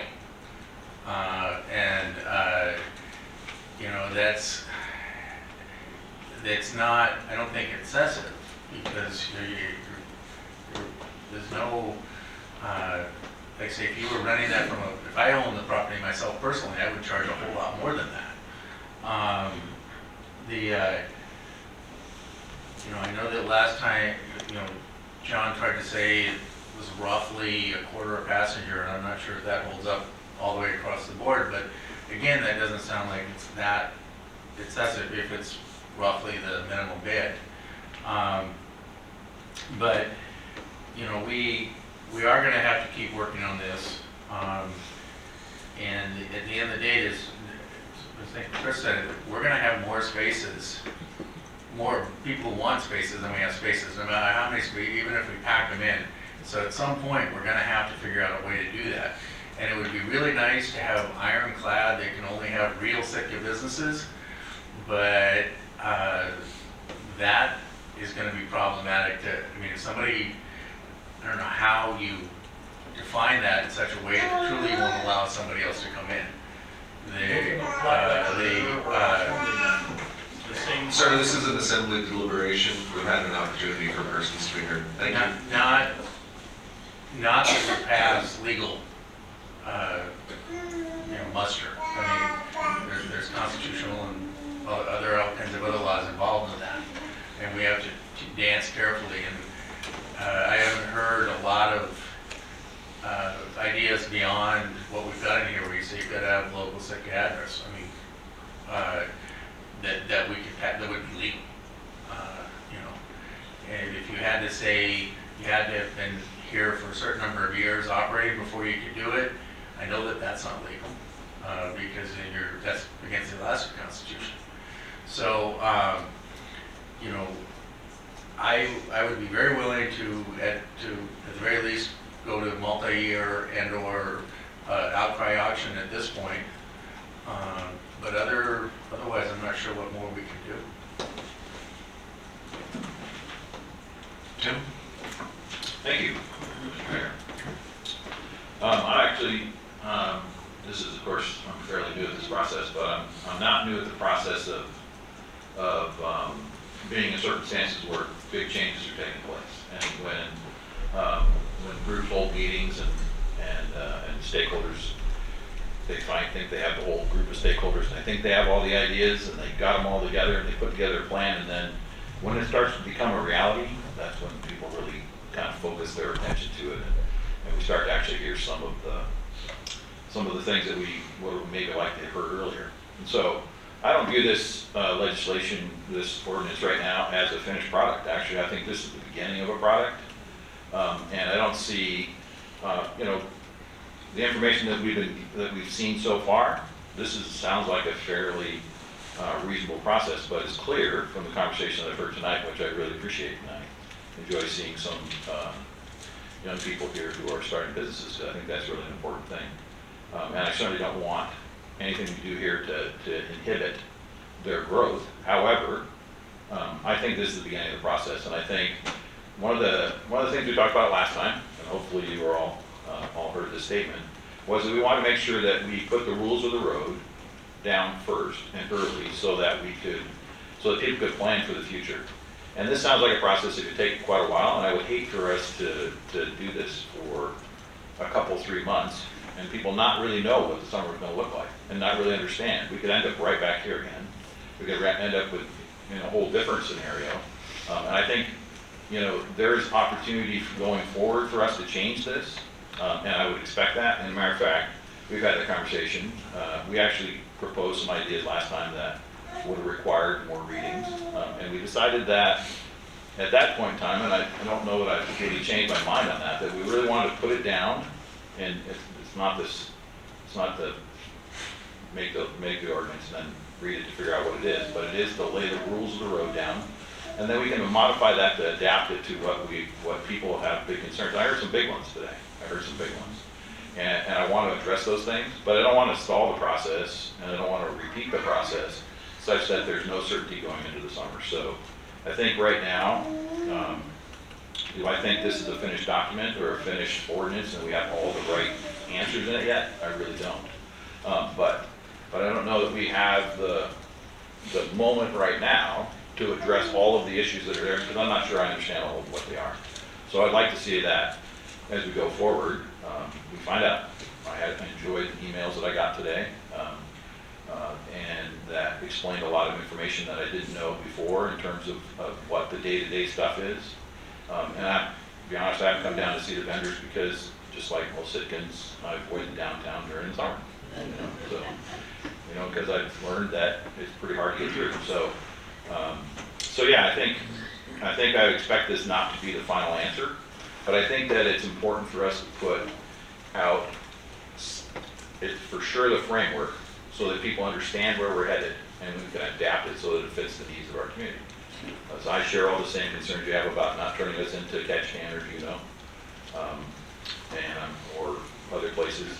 Again, not to disparage those communities because they have their own reasons for doing that. And then I'm not interested in a multi-year thing because, to be quite honest with you, I'm not convinced that, I think Ms. Nelson did a very, very good job of pointing out. You know, I'm concerned about a migration of business out the road. And so this whole conversation about what the cost of the business at 10 million all could be a very short-term question. And so I'm not really interested in putting together, you know, I'm interested in doing a plan that we can look at after we've done it and say, yep, we like that, yes, this works good. But, you know, there's a larger conversation about this area of town being the focus, or is the focus for the cruise ship business somewhere else? And, you know, I don't think we have an answer to that yet. So that's where, when you hear me vote today, it's about getting the rules of the road down and making sure that we all understand where we're headed.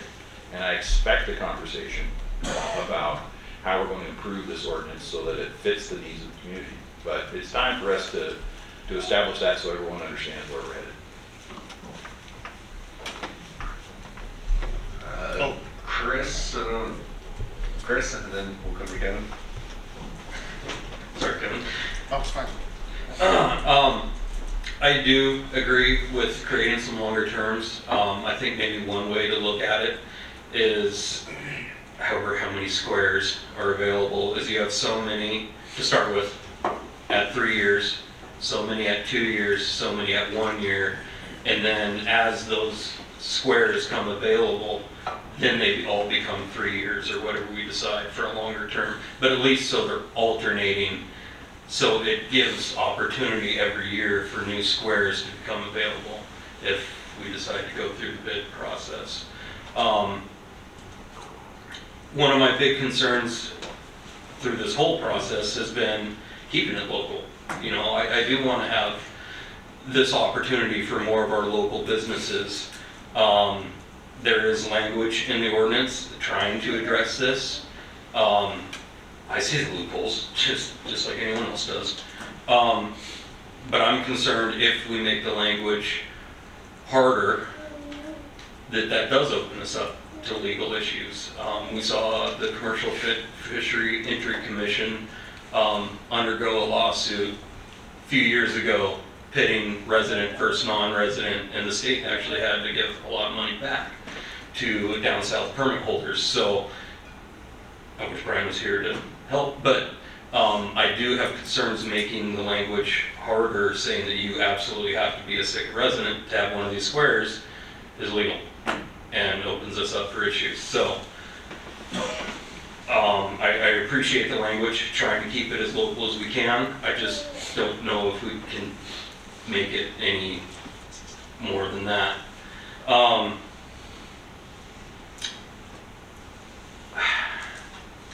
don't know. I'm very torn here because I am very pro-business, very pro-starting businesses, having recently started one myself. My thinking around this whole thing is trying to give opportunity for all.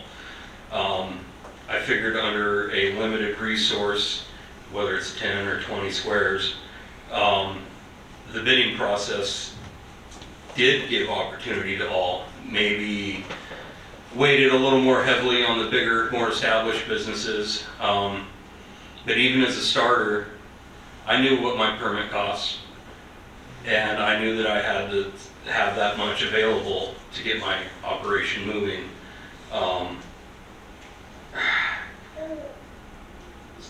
So I'm conflicted.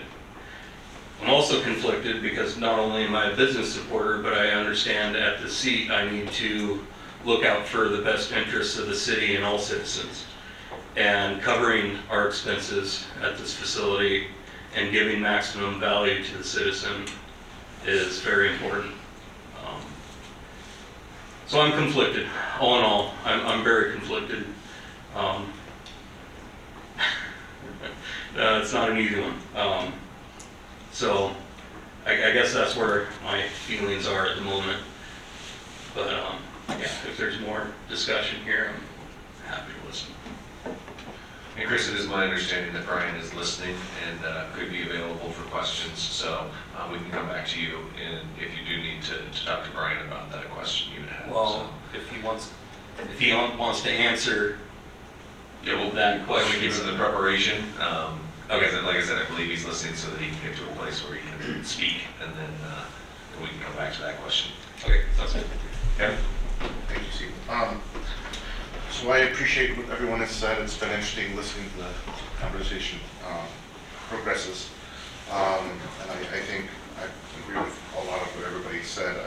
I think I kind of align more with what Tim is feeling, because as far as the stability, we want to be pro-business, so we want to give people time to plan for this. If we start making tweaks now, it adds to other readings, and it takes more time to research, and we might come up with an amendment, and then the staff gets time to hash it out and realize that, well, that might not work. I feel that we should pass it tonight so that we can get this information out to the public as soon as possible. And then I agree, after the season's over, we need to do a revisit and see how this plan has worked. So as far as logistical, I feel like this is also logistical and safety. I came here a couple times during the summer, and I saw just how busy it was. It was just so intense, and there was people everywhere. And the staff were running around like chickens with their heads cut off. I don't think this was done up by Tony because he wanted them to just lounge around, but they didn't have time to take care of really anything. They were just barely keeping up. So based on that, and they're the ones there, they see how this flow is. I trust that he has gamed this out quite a bit. It's also a safety issue. If we have too many vendors and all these people, it's just somebody could get hit, and we have to have some sort of logical order. And so as far as the 1 year bid or permit to start, I think we should stick to that just for now, because I want to try this as a tester, give people stability, know what to plan for, and then at the end of the season, we see if we want to make changes. I'm guessing if we liked a lot of the things that were in this ordinance, then we could change it to possibly staggered, like 1, 2, 3. But in that case, if we were to try that now, then we would have to change the bidding amount, because it's not fair to have the same minimum bid for someone who's bidding on a different number of years. So for those reasons, I think we should not amend it and pass it as is, and give people time to plan. Thank you. John, you had some comments? Yeah, I did have one final comment, Mayor. It was about the covering city expenses and getting the best value back to the citizen, and hopefully Melissa won't throw stuff at me here.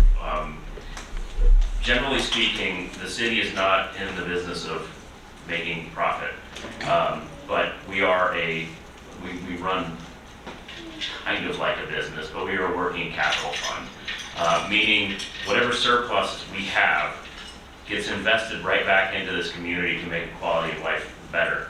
So when we have those rainy days of heat pumps going out at a school building, or the AV system fails here, we can pull from that available working capital. So if we did make a quote-unquote profit under this system or any other type of lease type structure, that's where that funding goes. It goes back into the asset to make it better and to keep it operating for all of the citizens outside of just that one period of time. Brian, I wanted to reach out and see if you were online and able to answer a question from an assembly member.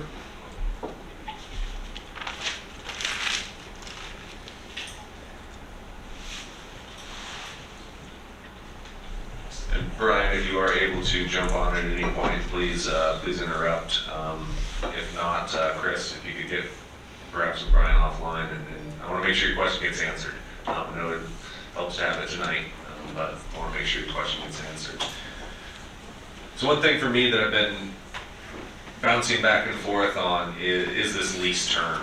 I think that's where some work can be done, and perhaps I would have something to help in that process. But I've heard multiple comments on both sides of the argument, whether they were intended to be that way or not. I've heard, I'm starting a new business and I need this opportunity. And then I've heard, I'm an established business and I need this opportunity. And it's hard to balance the needs of both of those. You want an established business to be able to maintain their space, but if established businesses maintain all the spaces, we don't have the opportunity for the entrepreneurs who are in this room stating that they are starting a business to do this, or that they're looking to grow a business to do this. So it is a point of contention to me, and it's a point that deserves more thought, I believe. I'm just going to throw this out. I have no basis on it. It's just my notes that I wrote, and I wonder if perhaps if you bid for multiple one-year terms after like 3 years, you're able to then bid on a 3-year term. So you kind of have to prove yourself up first, that you're going to be a long-term business down here, and then you have the opportunity for that longer 3-year term. I would want to cap how many of the spaces can be long-term, because I believe that would not allow businesses to get their start down here if we had them all long-term. To further that, perhaps a business gets a start down here, they operate for a couple of years, and they're able to move on to bigger and better things. They don't require the use of Centennial Hall anymore. And if we don't have shorter-term application periods with some turnover, we're never going to get the new ones in. And I hesitated when I said turnover there, because that means someone who was here who's no longer. And I guess that's the flip side of allowing new startups into our spaces here. So I appreciate the further discussion from the assembly. I think it's been a learning process for everybody this evening. And like I told everybody who came this evening, this conversation isn't over for me. So if you want to reach out, I think all of you know where to find me. I'm a fairly captive audience. So if you want to have further conversations about this, let's do it. Let's make this work for not only you, but let's make it work for everybody as well. And I think that's the overriding goal here. Tori? Well, I think Brian, I sort of heard you there. All right. I was listening to this whole thing. I was having trouble using my son's gaming headset. So you're right. Yeah, you can hear me. It must be of a younger generation then. Yes, Assemblymember Chris Hustad did have a question for you. Yeah, hi Brian, thanks for being available for me here. So we have our language in this ordinance for, not resident, but trying to keep it more local businesses. Is there a way of making harder language to try to close those loopholes without pressing legal issues, I guess? When the charge was given to me to put in some language that would provide a local preference to the business in Sitka, I went to many other municipalities to look at language from similar code sections, or to find some language that we can put in there, and that's what you find in there now. The concern that I always had is that we go too far and that we open this up to a constitutional challenge for violation of the Commerce Clause, and equal protection from somebody who would be object to that.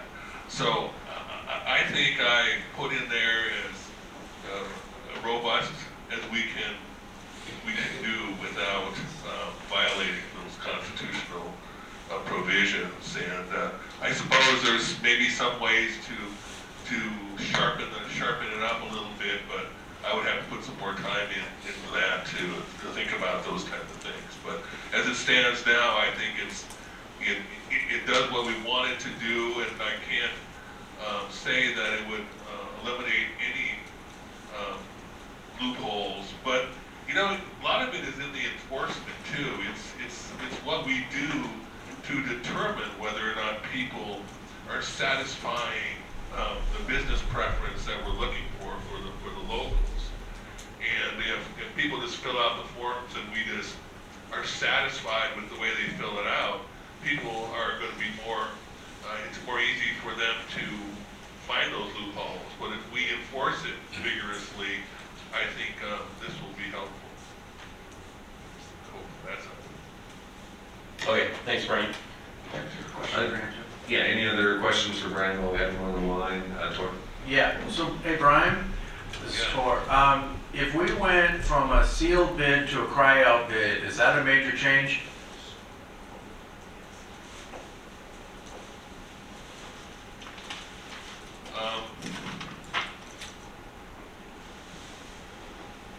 It's kind of a tough one. A cry-out bid, I mean, the distinction for a sealed bid is the process such that we can get the bids in hand before we make the decisions. You know, cry-out, I think some of the deficits in having a cry-out bid is you may, you know, it makes participation, presence at those bids required. And, you know, you could, you know, people may not be able to show up, and there may be problems with instituting a cry-out bid. And so that's why I think we felt that the sealed bid was an appropriate thing to do. And when you do a sealed bid, you stick it in an envelope and you wait for everybody's bid to be submitted, and there's a deadline for when the bid's submitted, then you open it up. As a cry-out bid, you do it on one day and one day only, and can everybody make it who wants to cry out for those things? And it's a problem with administration. So the short answer to your question, I think, yes, it is a material change. Further questions for Brian? We have him. Brian, thank you for being able to participate. I'm sure you'll continue to listen to our deliberation as they go forward. And then Tor, back to you. Yeah, I had some thoughts over here. I know I already have plans to have some ordinances to come in new business next week, or in 2 weeks, to make some changes. I know the last time we talked about we need to get the dates down, so that's why we had to pass it. And I've already got 2 that I'm thinking about putting that forward. And so I guess it's a little, so if we wanted to do an ordinance to change it to a cry-out bid and to put in, actually I like your 1, 2, 3 system for a multi-year, I think it's appropriate to bring it out immediately when it's all fresh on our minds with the next meeting. Unless the will is that, you know, Stephen, you were talking about doing it, to bring it up now and go ahead and push this off another 2 weeks if we're going to do that. But I think it's nice to be able to have a couple of weeks to work with Brian on language. But I don't think that would necessarily change the city's timeline, because, you know, if we just say we'll have a cry-out auction on whatever date you were going to make it due, it doesn't change the timeline. And the same with the yearly, you know. And by the way, somebody said, well, if it's a 3-year bid, you would just make it per year.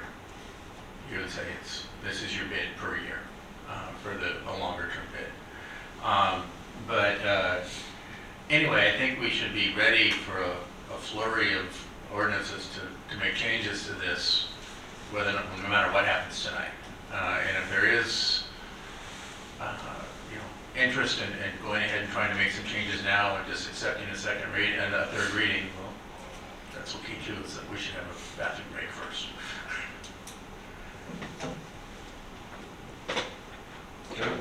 So this isn't, I mean, this isn't to be difficult or anything, but what would be the benefit of a private bid versus a sealed bid? Like, what do you see as the benefits of that? Well, for starters, everybody knows, and I think that's transparency, I guess would be a way of saying it. Honestly, there's a decent chance we'd get more money, but it seems like that is, and I'm not too worried about people not being able to make it, because you can just say, hey, or their representative. You can get a representative, you know, or even on the phone. You know, they do. Sotheby's has a guy on the phone in the back. you know, there wasn't much excitement about phasing in the minimum bids last meeting, which is fine. But if we get a cry-out bid, at least it would be open to everybody. I don't know, I mean, I think that's more just because that's what a lot of the people who are doing the bidding seem to want, mostly. Thank you. I guess my thoughts on that, just off the cuff, is sealed bid is open to everyone too. To me, a crowd bid, well, one, there's a situation where maybe someone who's just starting out or whoever, they don't, I mean, I'd be a little embarrassed on people watching what they can and cannot afford to do. It just seems like a little bit of, I don't know, it just doesn't feel right with me. And the other thing is, with a sealed bid, you're able to put a lot of thought, methodical thought into a plan to decide, you know, what you think you can afford or what you know, based on your revenue, expected revenue expenses. And it feels to me like crowd bid just kind of inserts chaos. And I just wouldn't support it.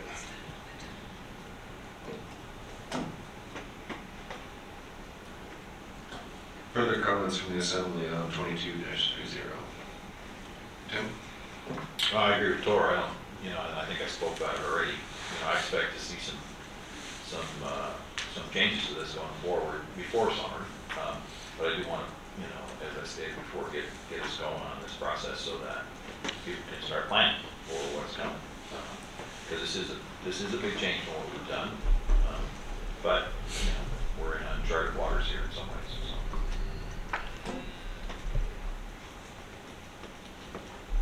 Anything else? John? I promise one last comment, because the discussion has come up about potential changes to the ordinance. Just for reference, we have a timeline ready to go in anticipation of passage. I've talked to Mr. Rosas already, and I did say, hold on to this, it might not pass.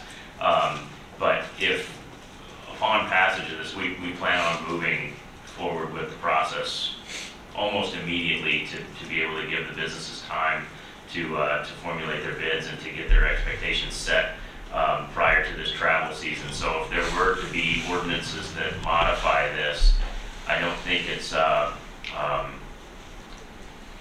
not optimistic that we would be able to make those changes for this travel season, knowing that a new ordinance would have to be drafted in 2 readings. Then we start getting into the March and April timeframe. So those changes might have to take effect the next year if there are changes considered, unless there is an amendment on the current one. Chris?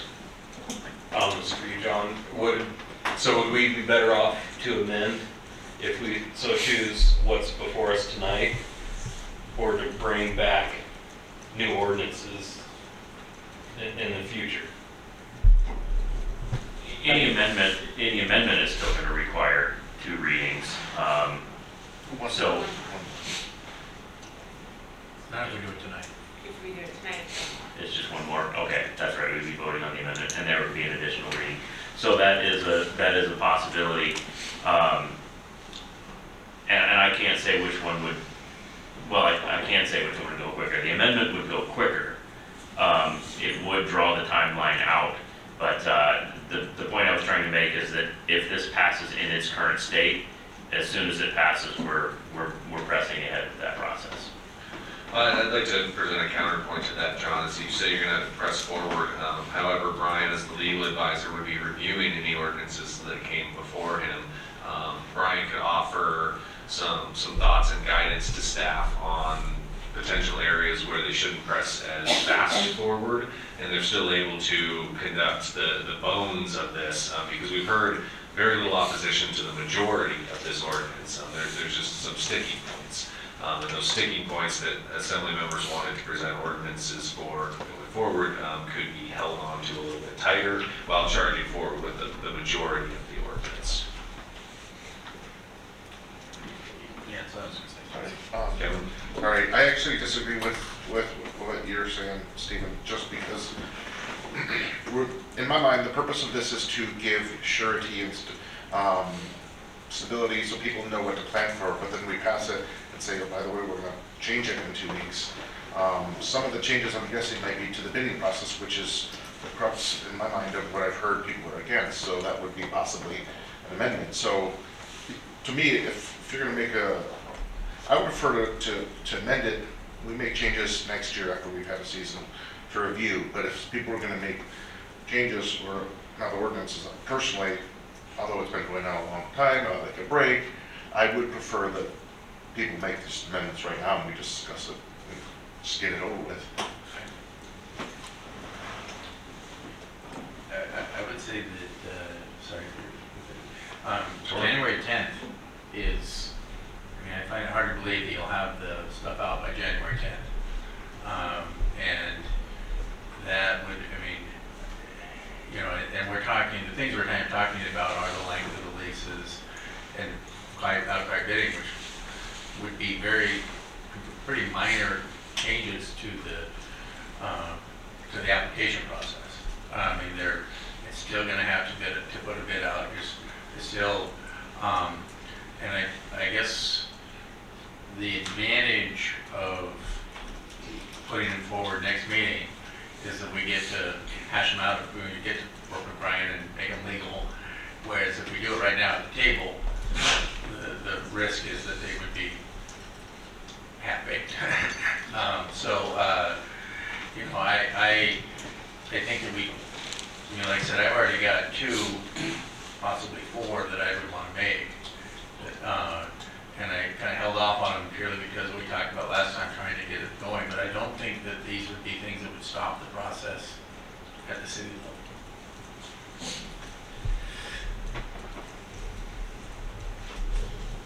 Further discussion from the assembly? Sarah? Okay, motion to approve ordinance 2022-30 on second and final reading. Mayor Eisenbach? Yes. Mr. Christensen? Maybe.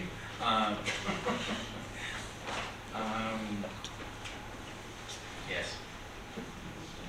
Ms. Duncan? Yes. Mr. Pike? Yes. Mr. Yestad?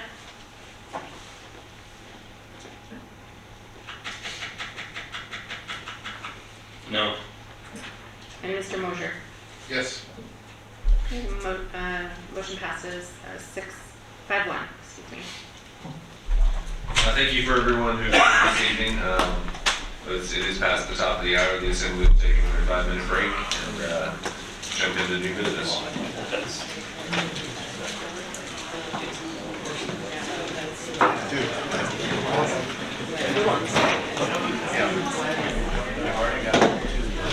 Assembly is seated, so we'll jump back in. And advertise for the reading period. Second. Has been moved and seconded to approve the request for proposals, the Marine Service Center. John, would you like to introduce this item? Yeah, thanks, Mayor. If you remember, I believe it was around the end of calendar year 2020 going into calendar year 2021, we had one side of the Marine Service Center that had a month-to-month lease to operate community cold storage and then use it for their own business purposes. And we wanted to put that on a term lease to match up with the other side of the building since that one turned on June 30th, 2023. Now we're approaching that term and I'm trying to get the RFP out on the street to make sure everybody gets an appropriate amount of time to bid on the use of the facility and give them plenty of time to plan. And if for some reason folks have to move around in the building or somebody terminates their lease, some time for demobilization and some room for somebody else to move in if that's what happens. So I made some minor changes to the previous RFP. I've got them circled on my copy, but obviously not on yours. In the previous versions of this, we did not specify how much of the space must be made available for community cold storage. And we've heard lots of feedback over the years of one side's providing it, the other side's not, and vice versa. And then what is the definition of community cold service or cold storage is leasing to your competitor for their business purposes, considered public cold storage. So in this one, I set a requirement of a minimum of 10% of their leased square footage to be made available for public cold storage. So that is defined in here now. Under the evaluation criteria, we added a few things. One of them is a way to evaluate the proposer's commitment to Sitka. So the proposers must identify the number of Sitka ported vessels from which they purchase product and what percentage of their overall business this represents. Because there is a possibility that we'll get processors that may want to bid on the space that are not in Sitka, and that's fine. But I think the goal of this community cold storage is to allow businesses for some of our smaller processors that are located within Sitka. So that is one of the evaluation criteria. And another one is points based on their plan to accommodate public use of the cold storage facility. So if they propose how they're going to manage that public storage, now I have something to score, and then if that's chosen, I have something to go back and gauge compliance on. Because right now it's really hard to gauge compliance on how much public cold storage is there, because there really is no marked out space, there's no certain number of racks, there's no certain number of totes.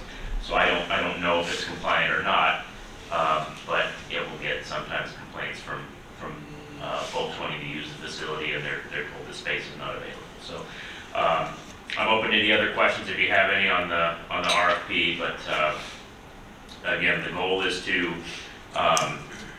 have the facility available for the public, operated by potentially some of our smaller and local businesses here in Sitka. Thanks. Is there any public comment on item 22-179?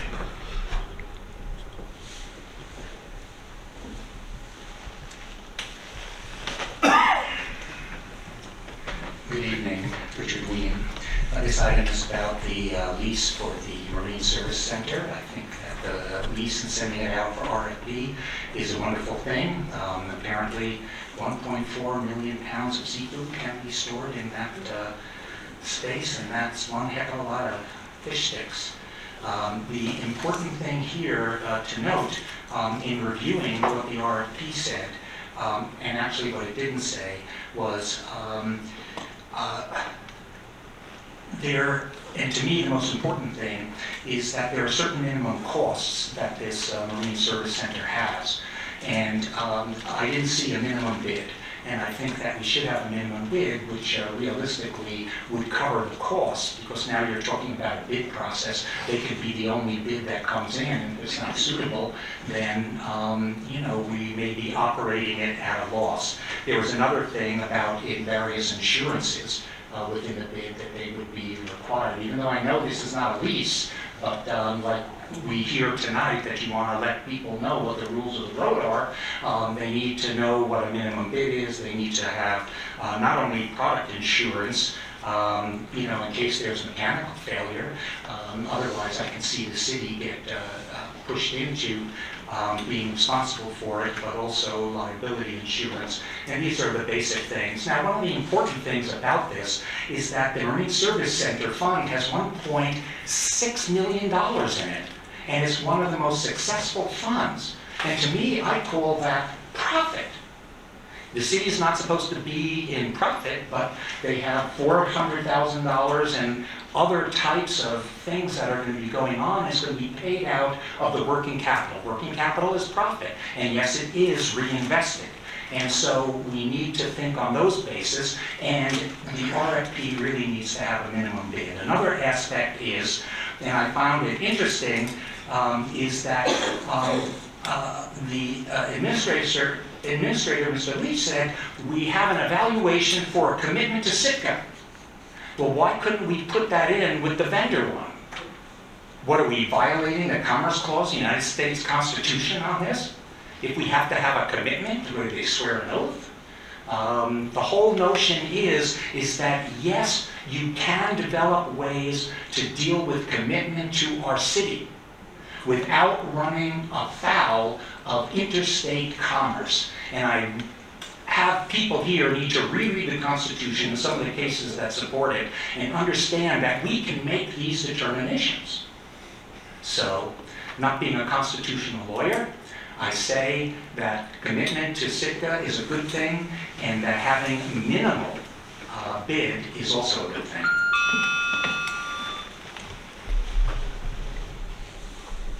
Any other public comment this evening? Back to the assembly for deliberation.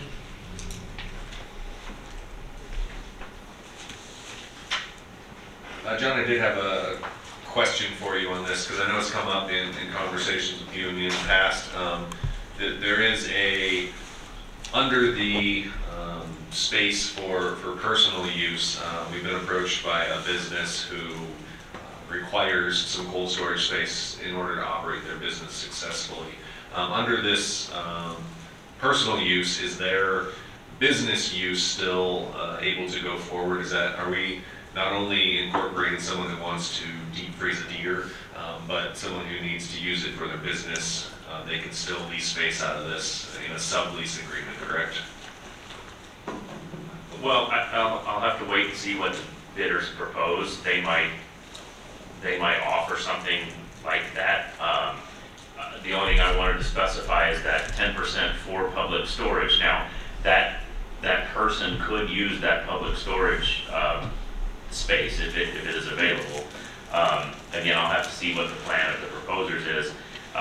But you will see in the RFP that there's excluded uses at the site. So, obviously no retail sales or equipment storage, but storing product for sale at a restaurant, I find that acceptable under both public storage, under limited amounts, and also in a sublease agreement. Those both seem to be a possibility. Okay, I wanted to make sure that continued, because I think we had some strong thoughts on that, some strong opinions, and there's definitely no other space like this in the municipality, why it's so valuable. And I guess for me, I kind of have to chuckle.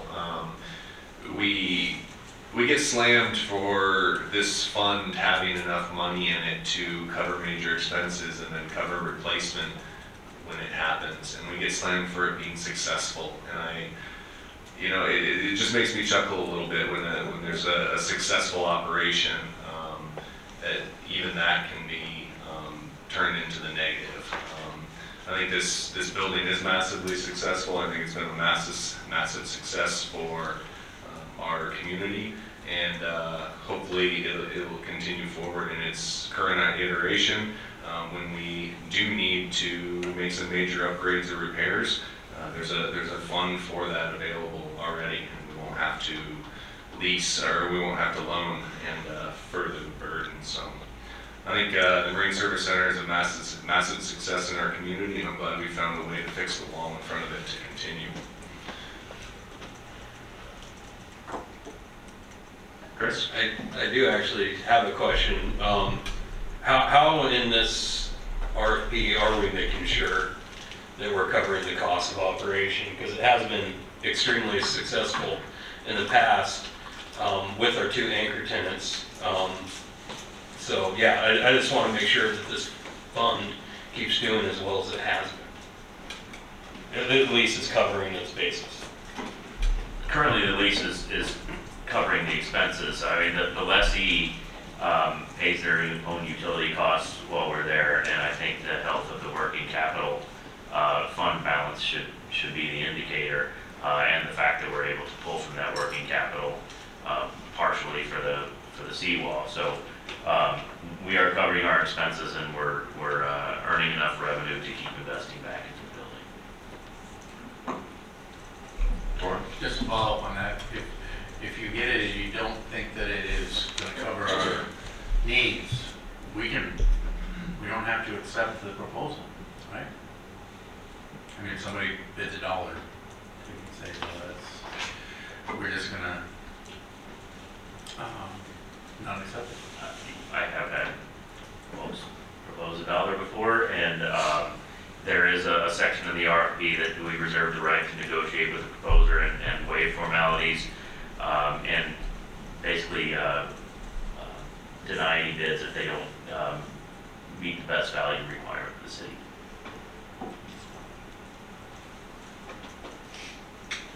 Anything further on the cold storage? Just a question. Please. Looking at page 3, the contract requirements, section A and section 3, the public use for refrigeration, would that be factored in on both of those as far as their overall plan, as well as what percentage or how much will be set aside for public use? Or how do you differentiate that? Is it kind of crossover between the? I lost where you're at. You said page. Yeah, page 3, under the general contract requirements, Okay. section A and section C, they award points. A is kind of general, what's your plan to use the space? And then C is specifically, what is your plan to make public use available? So does public use of that space factor into kind of both of those overall ratings, or you separate that out? I'm separating that out. I really want a specific scoring criteria for the public use piece of this. Because, you could have a proposer come in and say they just want to use it for their business purposes only. And I think that would fall more under A, just their plan to operate the cold storage facility. Okay. And so the 10 points are specifically for how much is made available for public access? Correct.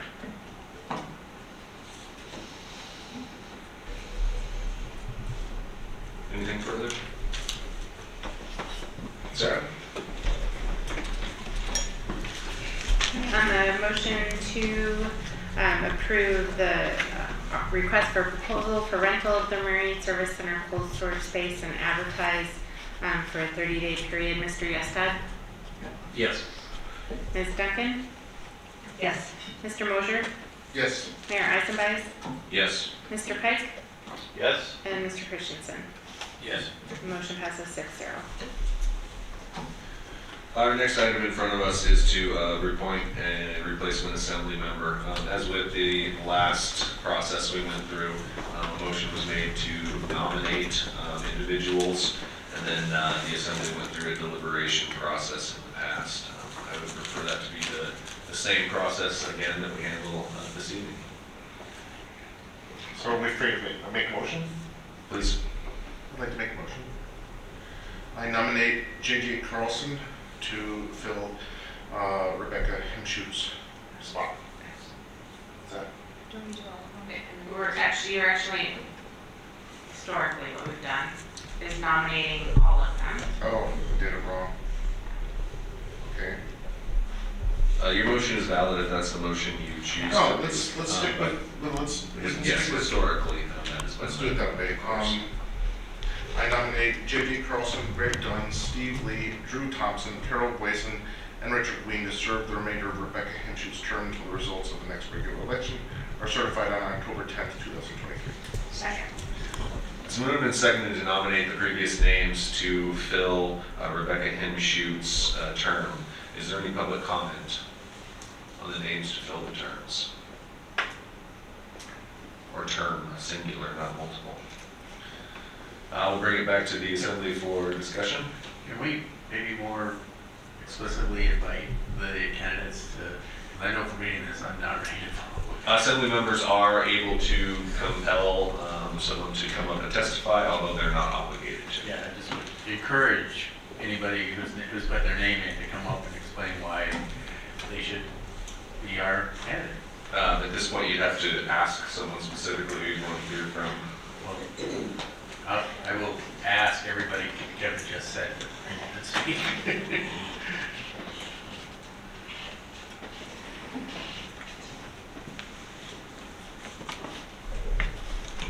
Hi everyone, I'm Drew Thompson, and I'm applying for the honor of filling Representative Hemschutz's seat on the Assembly.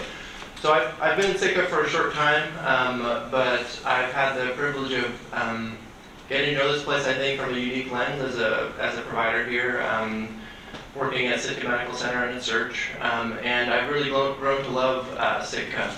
I think it's an exciting and time to be on the Assembly because of the challenges that are facing our city that I think present a lot of threats to our future, and that this assembly has a lot of power to influence. I think that my perspective as a physician, I think adds a different lens to the assembly that I think will be helpful. I think in light of COVID, but also in light of the other health crises that are facing our city now and in the future, I think I bring a spirit of collaboration to the assembly. I'm willing to work with all of you and for the benefit of the city. I think I bring my own perspective to the position, but I think bring a spirit of collaboration, and it would be an honor, and I appreciate being considered, and thank you. Any questions for the applicant while he's in front of us? Great, thank you for your time this evening.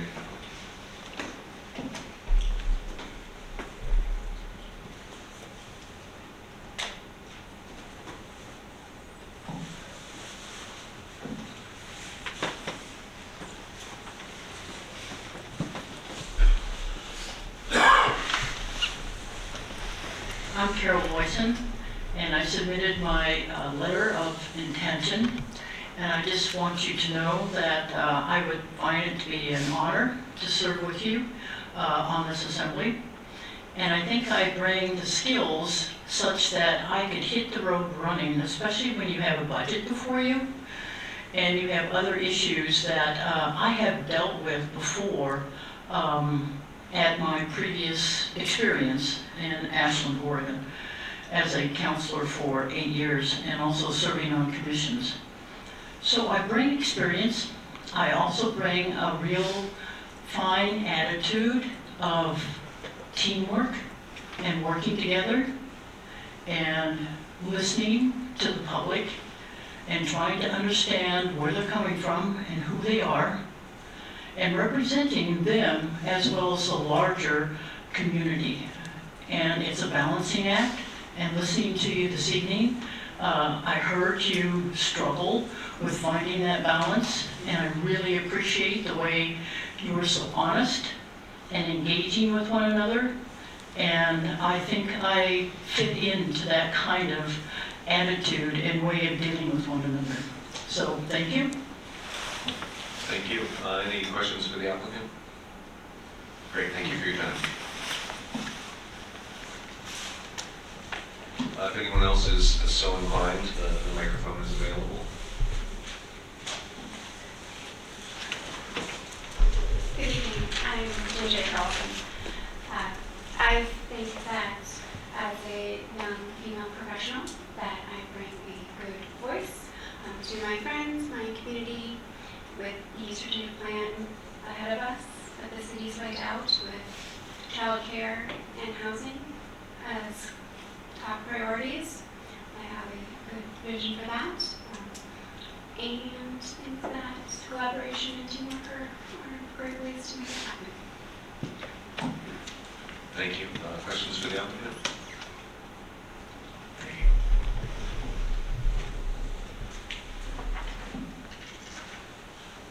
Last call for applicants.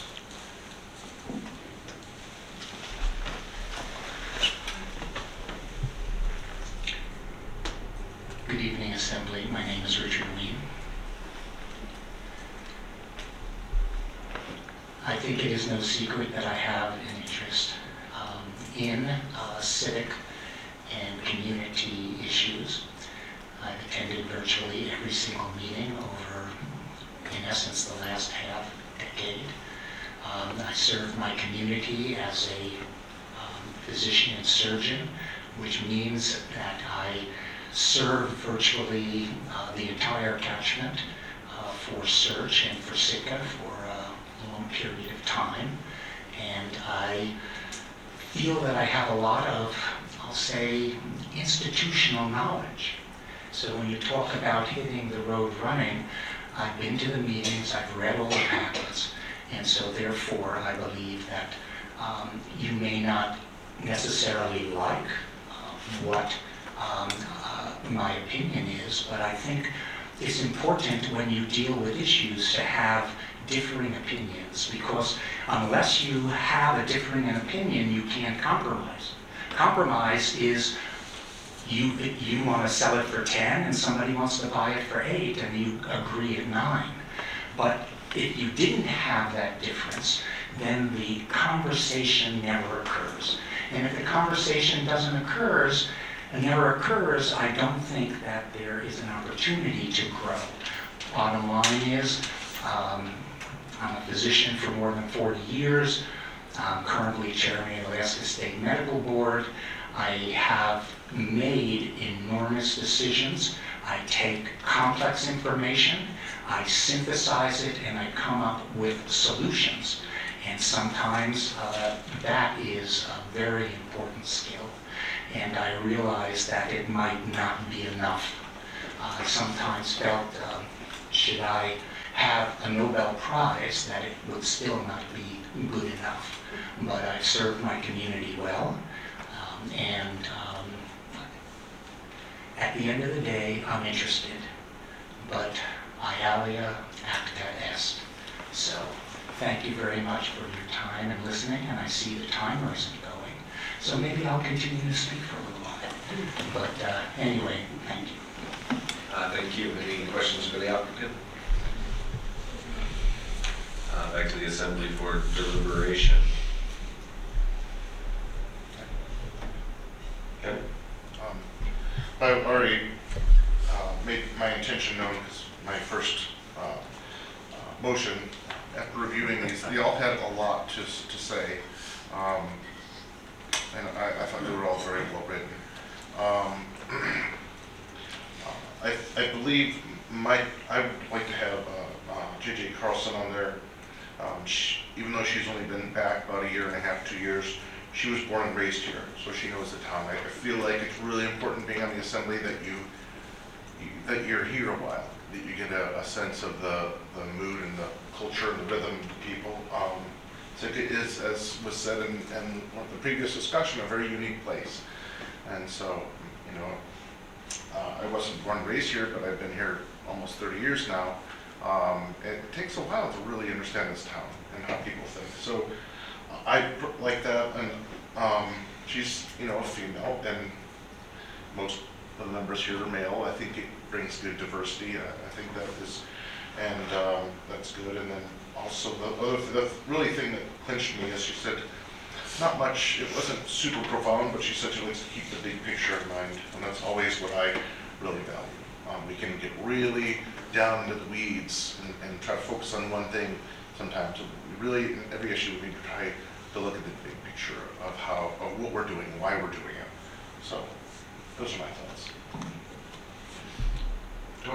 Yeah, I would say, first of all, we have a nice slate of well-qualified candidates, and I appreciate everybody who put their name in.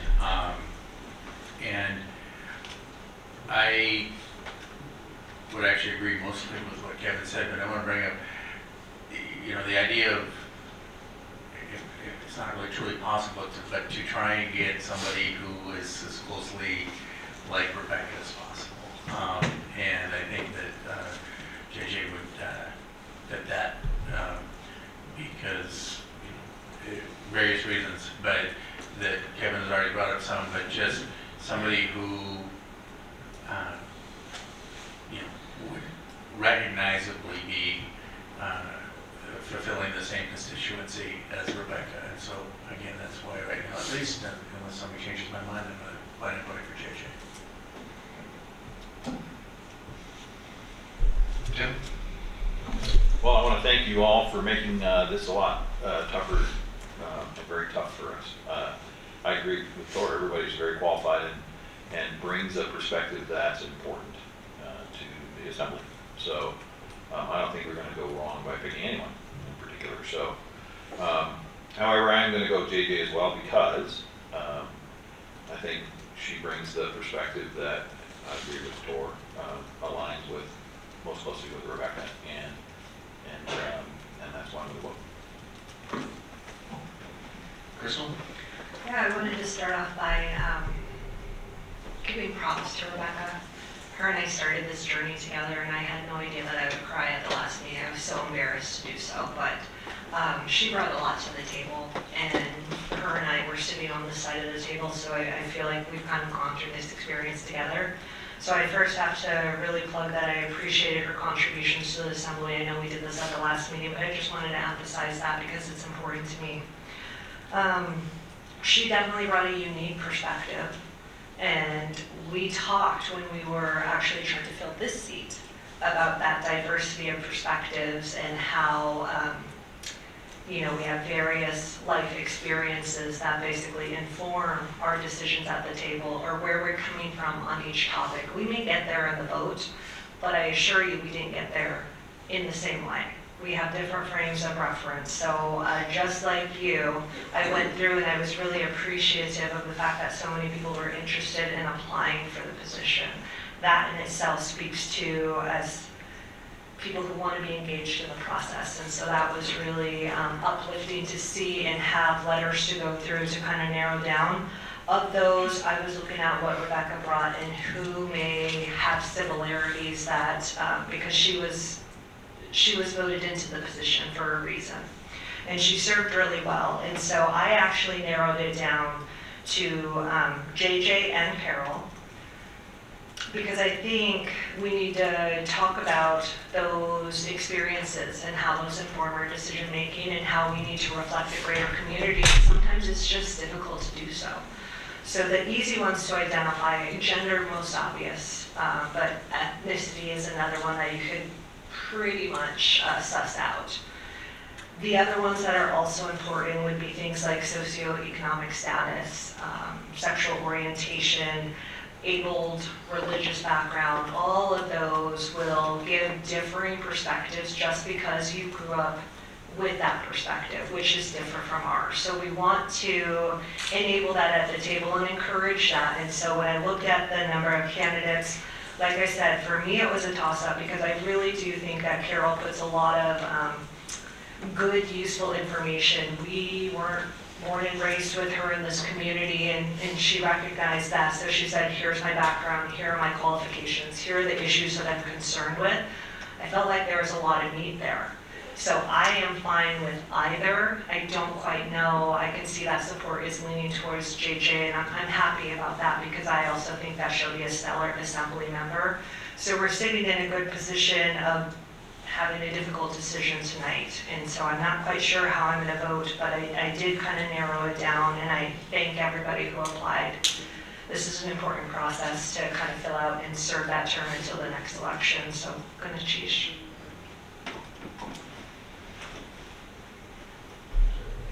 Further deliberation before the vote?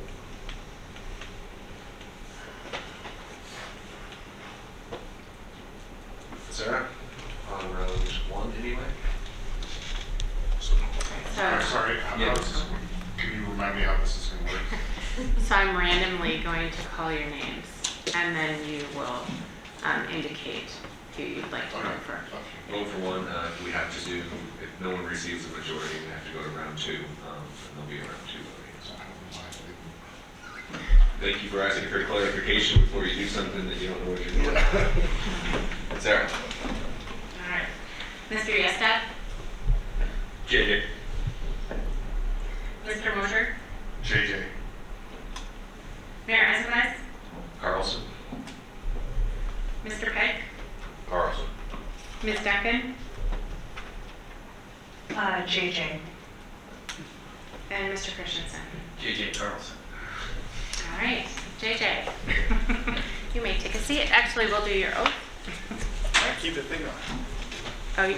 With the reindeer nose. No. You wore it and you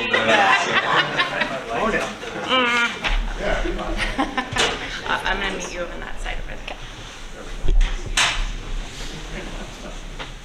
JJ and I go way back. I babysat her back in the day. We were next door neighbors. So I'll have you raise your right hand and then repeat after me. I, JJ Carlson. I, JJ Carlson. Do solemnly affirm. Do solemnly affirm.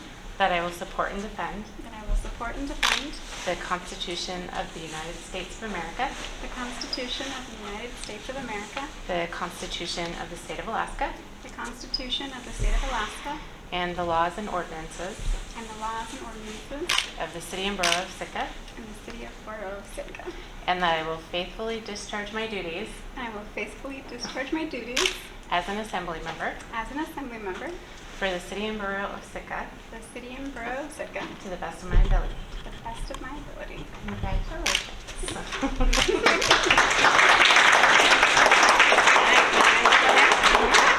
We can grab your stuff if you want, and then.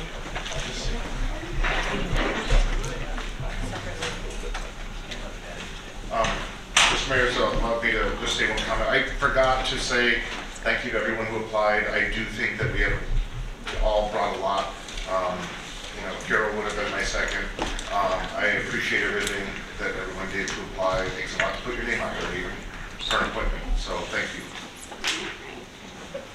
And JJ, I was going to say that you have to borrow a Christmas sweater and not be one that doesn't, but since Tim decided to come up in very festive mode as well, I think you'll let it slide this time. So welcome, and I'm sure Sarah will be reaching out with lots of information for you in the very near future. So welcome. Unless there's anything else on item G. Okay, that'll bring us to item H, which is a reassignment of assembly liaisons where needed. So we have a sheet in front of us that should have been on your table indicating multiple primary liaison appointments that were previously filled and are not. Going to go through a process to redistribute some of those. Newer members, don't feel like you have to take all of those on, but if there are any that you're interested in of those, please let us know, and we'll get one or two on your plate and then see what other people could possibly fill in there. So, historic preservation, and I won't limit this to just the new members as well. If anyone has capability and ability to act as liaison, please let me know. Crystal? Before we begin, Mr. Mayor, I was wondering if it's possible for me, trying to minimize evening meetings, to become an alternate for Library Commission if possible. So I want to make that available in case somebody had that as an interest. Okay, thank you for letting us know. If someone does have ability to be a primary for the library, we'll come back to that one at the end of the other ones as well. Historic preservation. Either of you that. I'd like to do historic preservation. Okay. Is there an alternate for that? I don't know if there was an alternate before, but. Yeah, that's me, and that's fine. Okay, perfect. Police and fire? I'll take that one. Thank you. Tree and landscape? I'd like to do tree and landscape. Thank you. School board?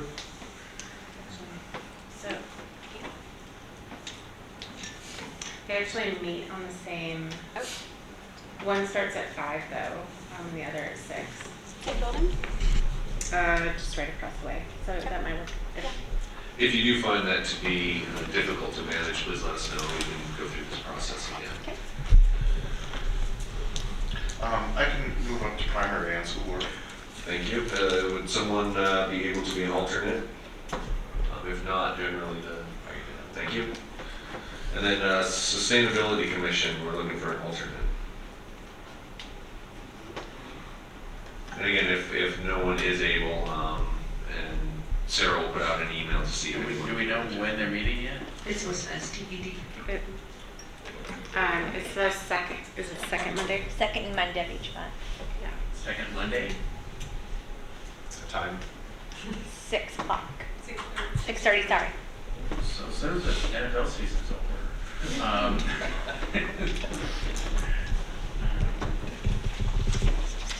Tor sounds interested, so. It is an alternate seat. It's an alternate? It is an alternate seat. Okay. Thank you. That'll wrap us back around to library. Crystal has expressed some conflicts there. If anyone else is able to do a primary to library, or a really good backup alternate. If not, Crystal, just when you're unavailable, if you could just let the clerks know, and they'll send out an email to find liaison. It's the same as P and Z, Sarah, did I cover everything you needed me to cover? You did. Perfect. Anything else on reassignment of assembly liaison before we move on? Great, thank you. That'll bring us to persons to be heard. This is public participation for any item on or off of tonight's agenda, not to exceed 3 minutes for any individual.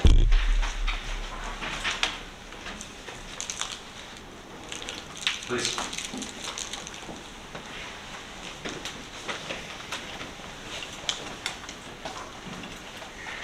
Good evening.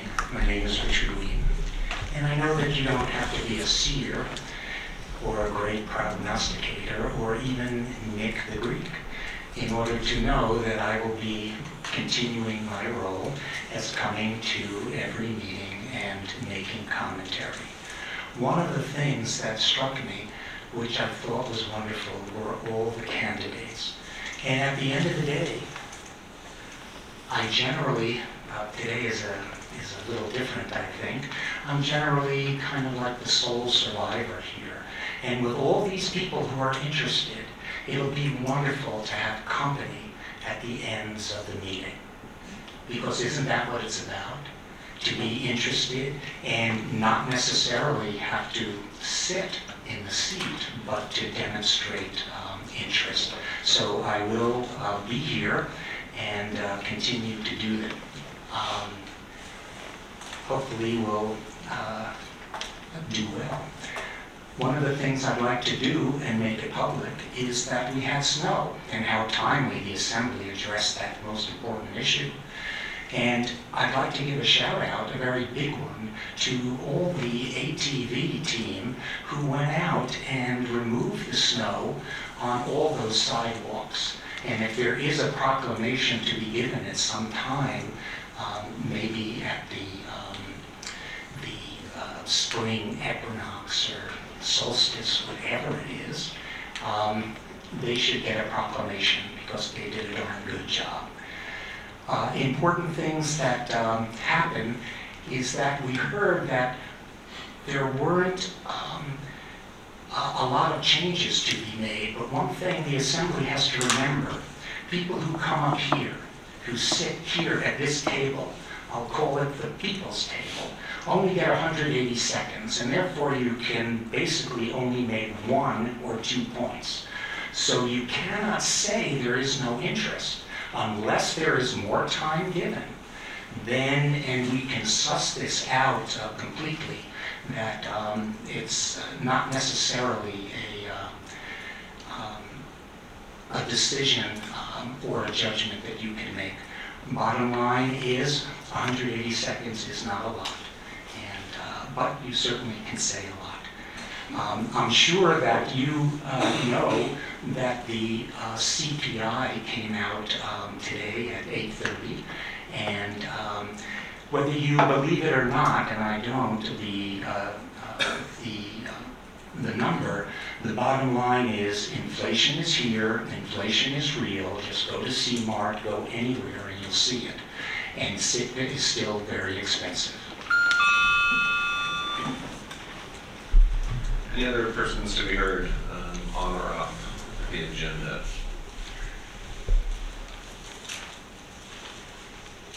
Seeing none, that'll bring us to reports. Just a quick report from myself this evening, as I have not had time to compile all my thoughts from Alaska Municipal League. I do have some, I think a successful Alaska Municipal League is when you sit through lots and lots of sessions and you come home with about 5 tidbits of information.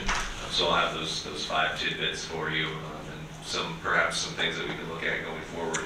But I will get that all compiled for our next meeting, and then have a little bit longer report for you. John? Thanks, Mayor. I was also at AML last week, along with the Alaska Municipal Management Association for 2 days of that week. I'm now a board member, one of the board of directors of one of the at-large seats for the Alaska Municipal Management Association. The next big event there is the Northwest Managers Conference for ICMA. That includes Alaska and the Pacific Northwest states. That's going to be in Fairbanks on March 27th through the 30th. which is also the same time as C-Trade, so it looks like I'll be missing the first event as board. So still encouraging some participation from Alaska municipalities there. One of the things that came up in the Municipal Management Association meetings that I think is worth repeating is somebody asked the question, are your cost estimates coming back way higher than your engineering estimates? And every single city said yes to the tone of 2 to 3 times higher. So it is not unique. We're feeling the effects of inflation, and the construction estimates are coming back very, very, very high. I also had to give a presentation on managing in a growing economy through the economic analysis studies and the Southeast by the numbers. Sitka is one of the fastest growing economies right now in Alaska, so they asked us to provide a few words there, so that presentation seemed to go well. We talked about the growth in tourism here, we talked about the hospital project, we talked about the incoming Coast Guard cutter, and we talked about the marine haul-out and the fishing trades with some growth there, and then how we're going to try to manage that with our housing and child care needs. So some great conversation. I also attended one of the sections on vehicle chargers because we submitted a letter of interest to the AEA under their program. I think under that program we qualified for one, but they kind of clarified some of the terms now, that there's a 20% match in that program, whether it's the municipality, but they're really urging private organizations to do this. And as you can imagine, one of the questions that came up is when a municipality provides these chargers, should they be free? And the overwhelming feedback was they should absolutely not be free. From an equity standpoint, it should be whatever your power rates are, and maybe even possibility of a premium on top of that to cover the cost of the maintenance and upkeep of the infrastructure that you would put there for that use. So I'm sure we'll hear more on that, and I hope some of our local businesses apply under that program, and maybe they can put some vehicle chargers there on their own. And last, you had approved the acting administrator list, so thank you for that, because that's my way to maybe take a vacation day every once in a while. So I have a few days planned. I plan on being out Monday, Tuesday, and Wednesday of next week. Gonna go down to Seattle and watch the St. Louis Blues beat up on the Seattle Kraken again. And then I'll be out shortly after Christmas, turn of the year, for a few days, but I'll have acting administrators in each one of those days. Thank you. Any liaison representatives? Hi, Mr. Mayor. Thank you. I attended last night's Sustainability Commission meeting. Went over a variety of things.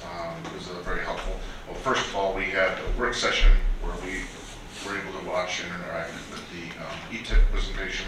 They had a little more time to ask some questions. And then we had community involvement where people were allowed to ask questions, or we had, whiteboards around and kind of get more information out there, thoughts and concerns. It was a really informative thing, and it was a good turnout.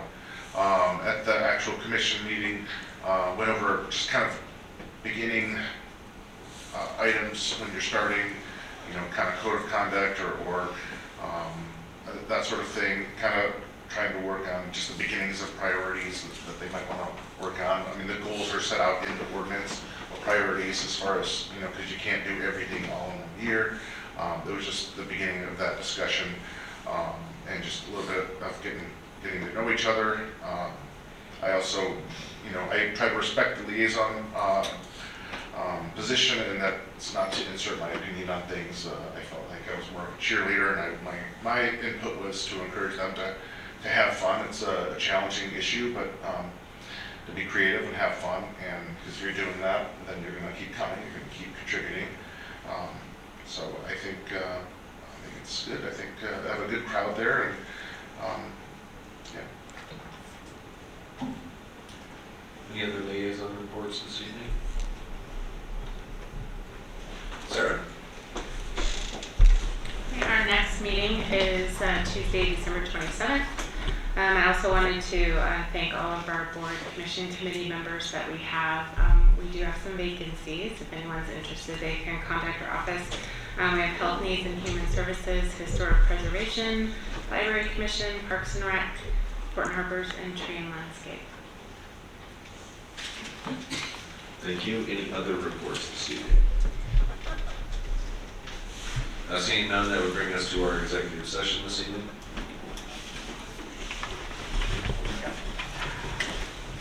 I move to go into executive session to discuss settling a tax debt under the statutory categories and discussing subjects that are, one, the immediate knowledge of which would adversely affect the finances of the municipality, and two, tend to prejudice the reputation and character of any person, and invited Finance Director Melissa Haley and Brian Jardine of AC Sporting Charters LLC when ready. Second. It's been moved and seconded to go into executive session. Is there any public comment?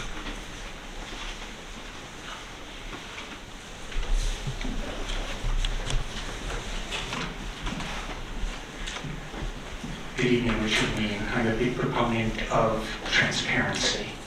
And when you talk about using executive session about things that are basically public knowledge, it makes me scratch my head as to why the process is not made public. This is an adjudication, and it's kind of like, would you want your trial, in essence, your decisions made behind closed doors? If that's what happens, it's called a star chamber. So my notion is if this is public knowledge, and I see these things published in the paper, then there is really no need to exert executive privilege. Transparency is what we need today. So if you do it, maybe we'll challenge it in the future as to what's going on, if this is truly public information, because the city knows what it is, and you just name the individual, and I believe I could look up maybe how much they owe. But if that's true, we'll find out. As much as you can, keep out of executive session and let the people see how these decisions are made. Thank you. Is there any other public comment on entering executive session? Sarah? Okay, on a motion to go into executive session, Mr. Mosher? Yes. Mr. Pike? Yes. Ms. Carlson? Yes. Mr. Yested? Yes. Ms. Duncan? Yes. Mr. Christensen? Yes. And Mayor Ezzavez? Yes. Motion passes 7-0. We'll be meeting in room 4. Meeting room 4. Just down the hall, Kate Carter.